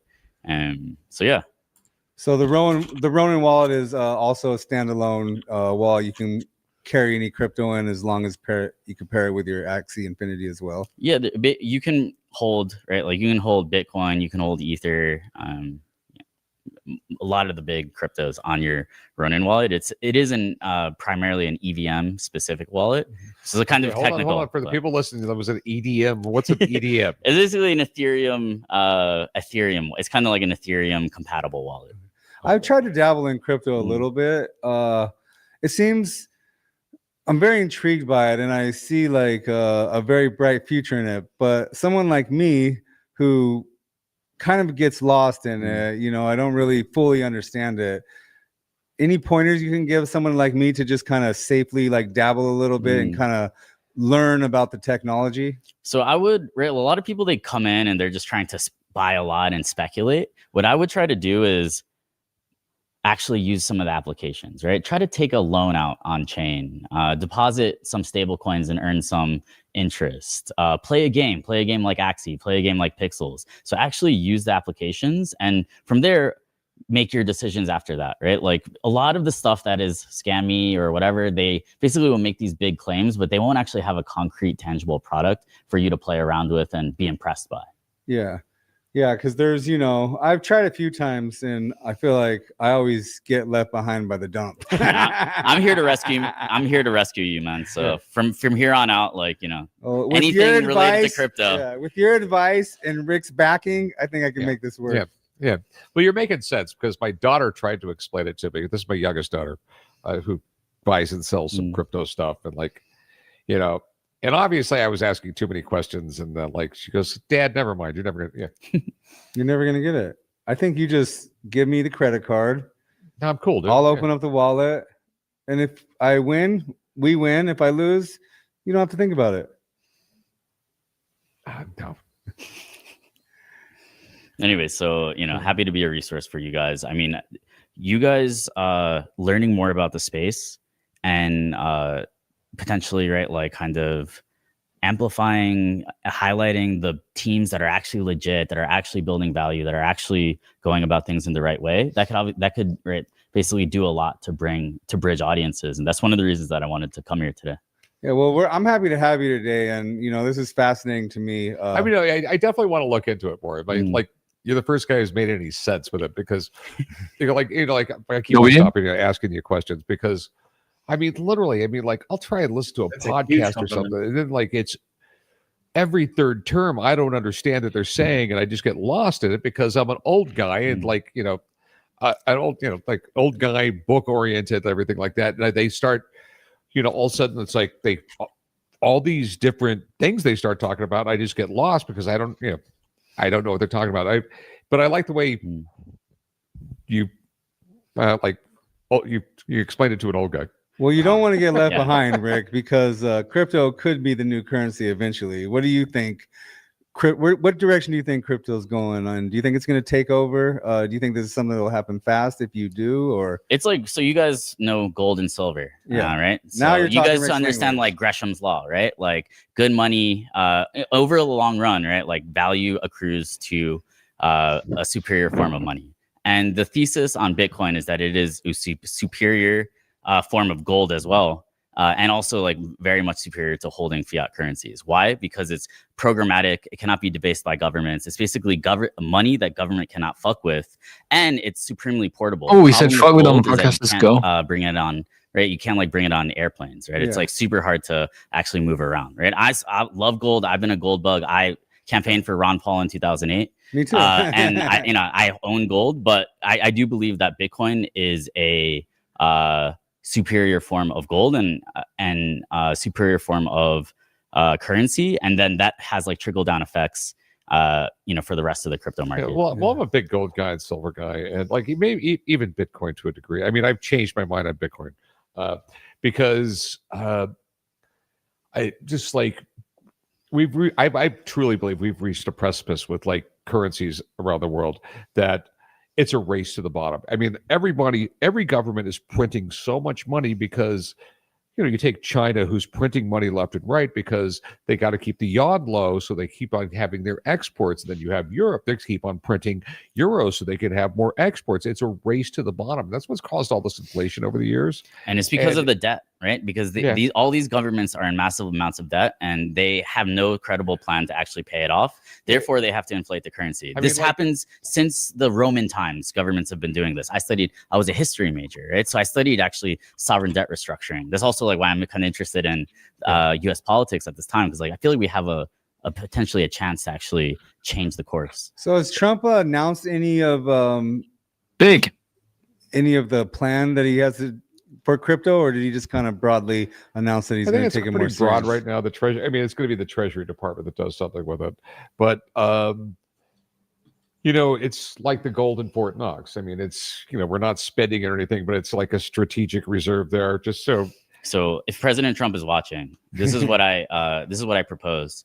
I believe that we need to really prioritize setting up like some sort of a national oil mining force or expedition, right? Because the oil and gas companies are moving too slowly, right? They're making all these excuses for why they won't expand production. So I believe that President Trump needs to basically, just like we created the Space Force, we need to create the oil force to go out there, drill, and sell that oil on the market, thereby basically decreasing the price of oil, making stuff cheaper for Americans, and we can use that to basically kickstart the sovereign wealth fund. So yeah, I mean, we like there's so many other countries that have it. Gio's literally bowed after saying that, bro. Like, take a bow, my son. Needs to basically, just like we created the Space Force, we need to create the oil force to go out there, drill, and sell that oil on the market, thereby basically decreasing the price of oil, making stuff cheaper for Americans, and we can use that to basically kickstart the sovereign wealth fund. So yeah, I mean, we like there's so many other countries that have a sovereign wealth fund, and we really don't have one. It's crazy, right? I mean, Alaska has a state wealth fund. Why? Because it has a ton of oil, but we as a country have tons of untapped oil deposits. Yeah. So a sovereign wealth fund is basically like you take like Saudi Arabia. They got hundreds and hundreds of billions of dollars that the government invests, and then their profits off that goes back to the government, so the people pay less taxes. Me, on the other hand, I really believe we just reached a precipice where the debt's just going to get bigger and bigger and bigger. We're eventually going to have to inflate our way out of it, because there's no way you could pay off $36 trillion unless you just really debase the currency, like the Romans did. The Romans, literally, their silver coins. Now you take their silver coins from like when Julius Caesar was around. You go 200 years later, like 95% of the silver had been removed from the coins. And what did it do? Caused massive inflation. Well, you can't remove the encryption from the Bitcoin, right? Well, no, I believe Caesar was trying to solve something related to the Roman debt, and his solution would have basically hurt the senators, and I believe that's actually why he was killed. Kind of remember learning about this. There's a lot of there's a lot of theories on why Caesar was killed, but I just I don't know. A lot of people were jealous. He had a lot of goddamn money. I mean, like, no, he was the richest man in the world at the time, and but once they killed him, there was a they never thought it through. I'm going to just go to a little bit of Roman history here just for a second. Well, I'm sure Okay, you know. so Brutus, you can let me know if he's wrong. All okay, right. so Brutus and all the senators kill him.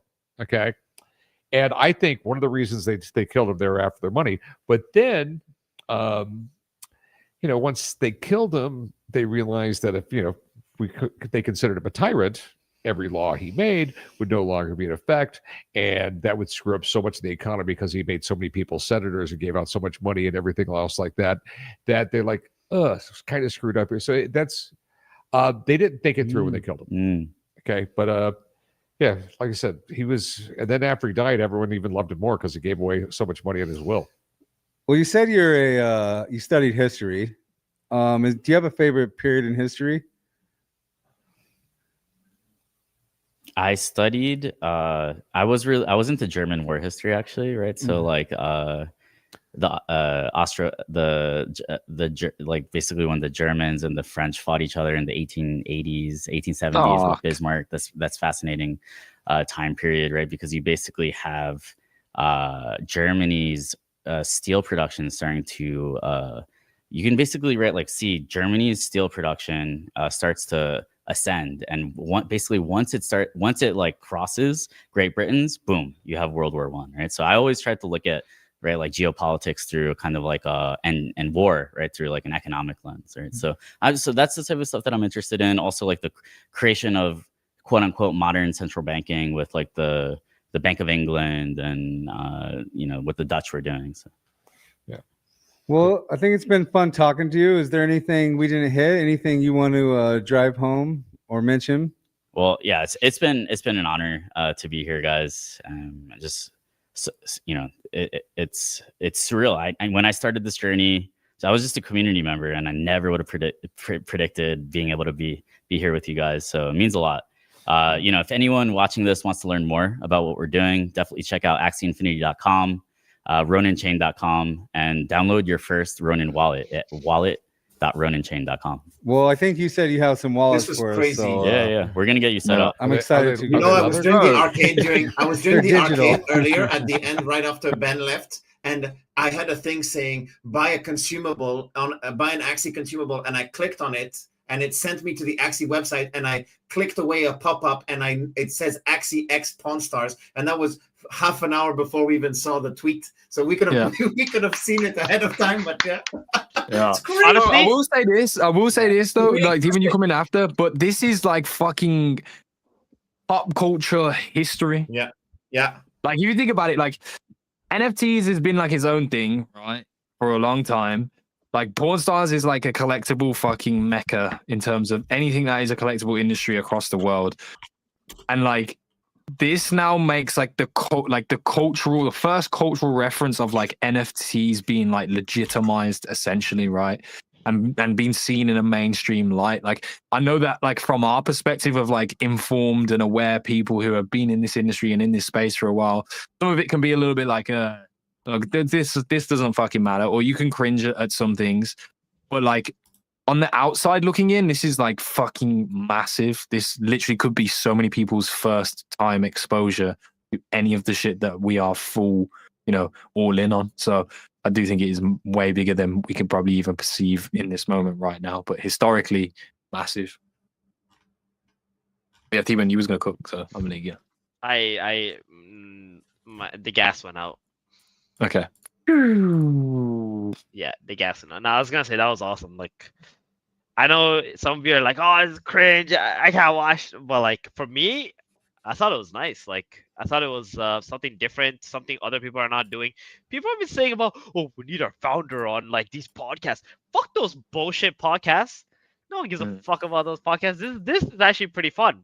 Like, this is like a real world, like people who've been building stuff for freaking years and years that watch like these things, like all the muggles, as Geos will call them, right? Like all those crypto podcasts, they don't do shit. Like this, on the other hand, is something different. Yeah.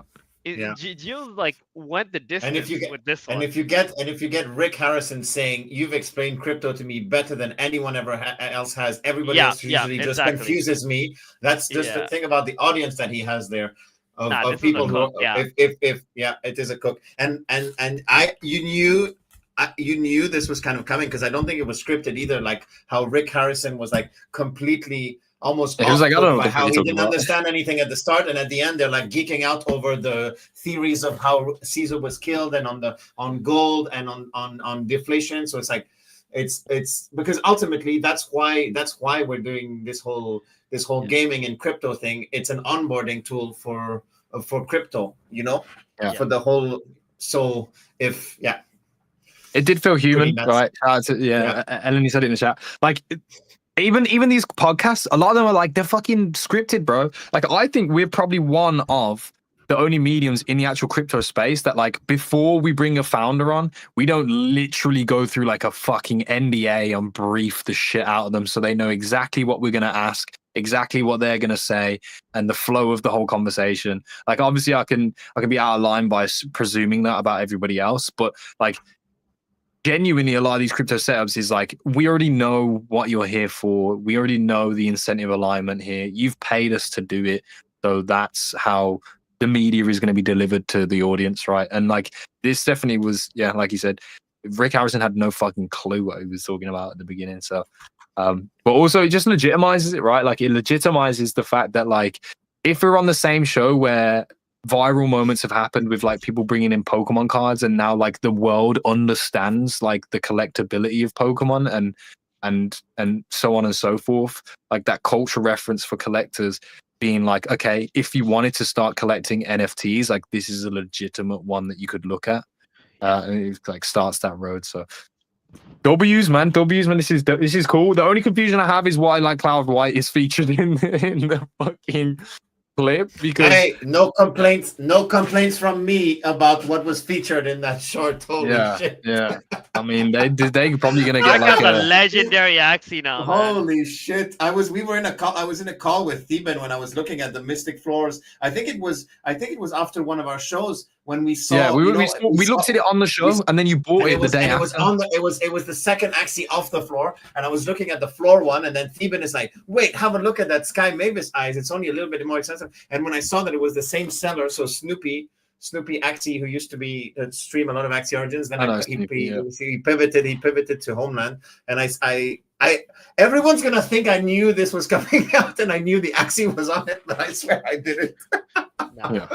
Holy what shit. a day, bro. What a day. Listen, I'm going to cut it here, bro, because we got to go cook. We're going to go into the radio Discord now. If you want to come join us, obviously, I've said it before. It's there. The link is in our bio on Ronin Radio on X. Shout out to everyone that pulled up, bro. Appreciate you every single time. Ben Z was dope. And we're going to be back locked in on Thursday.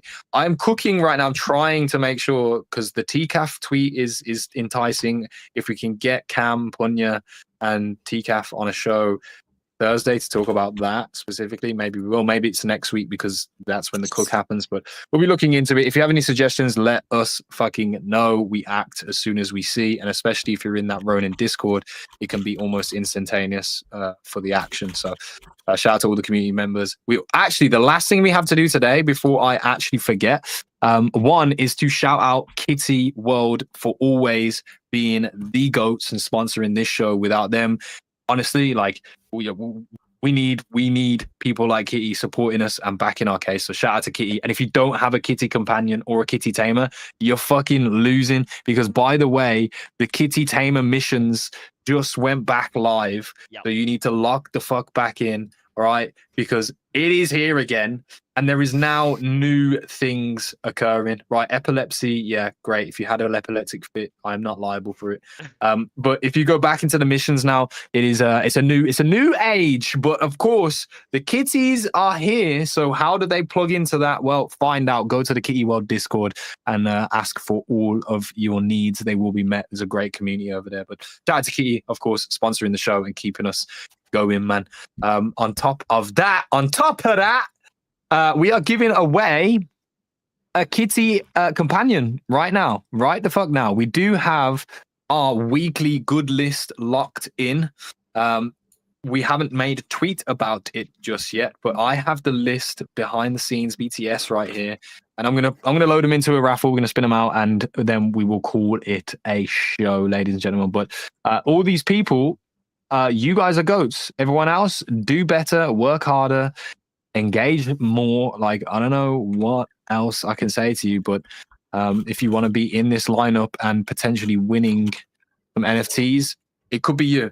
Shout out to Aizen Sosuke, Giu Dams, Ymir, J Ronki, Ari Belonk, DeFranco, Legend, Grabillo, Dr. Tips, Lancy Monday, and Red 660. You guys are the good list this week. One of you guys is winning a kitty tamer, and I will be reaching out to you via DM, whoever it is. So good luck to you guys, and let's spin this fucking wheel.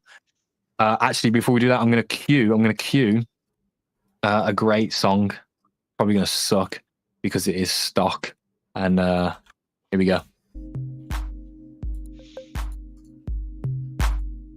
Oh, what the fuck? The title really had me here. The title for this sound you are hearing right now was called Feeding the Ducks.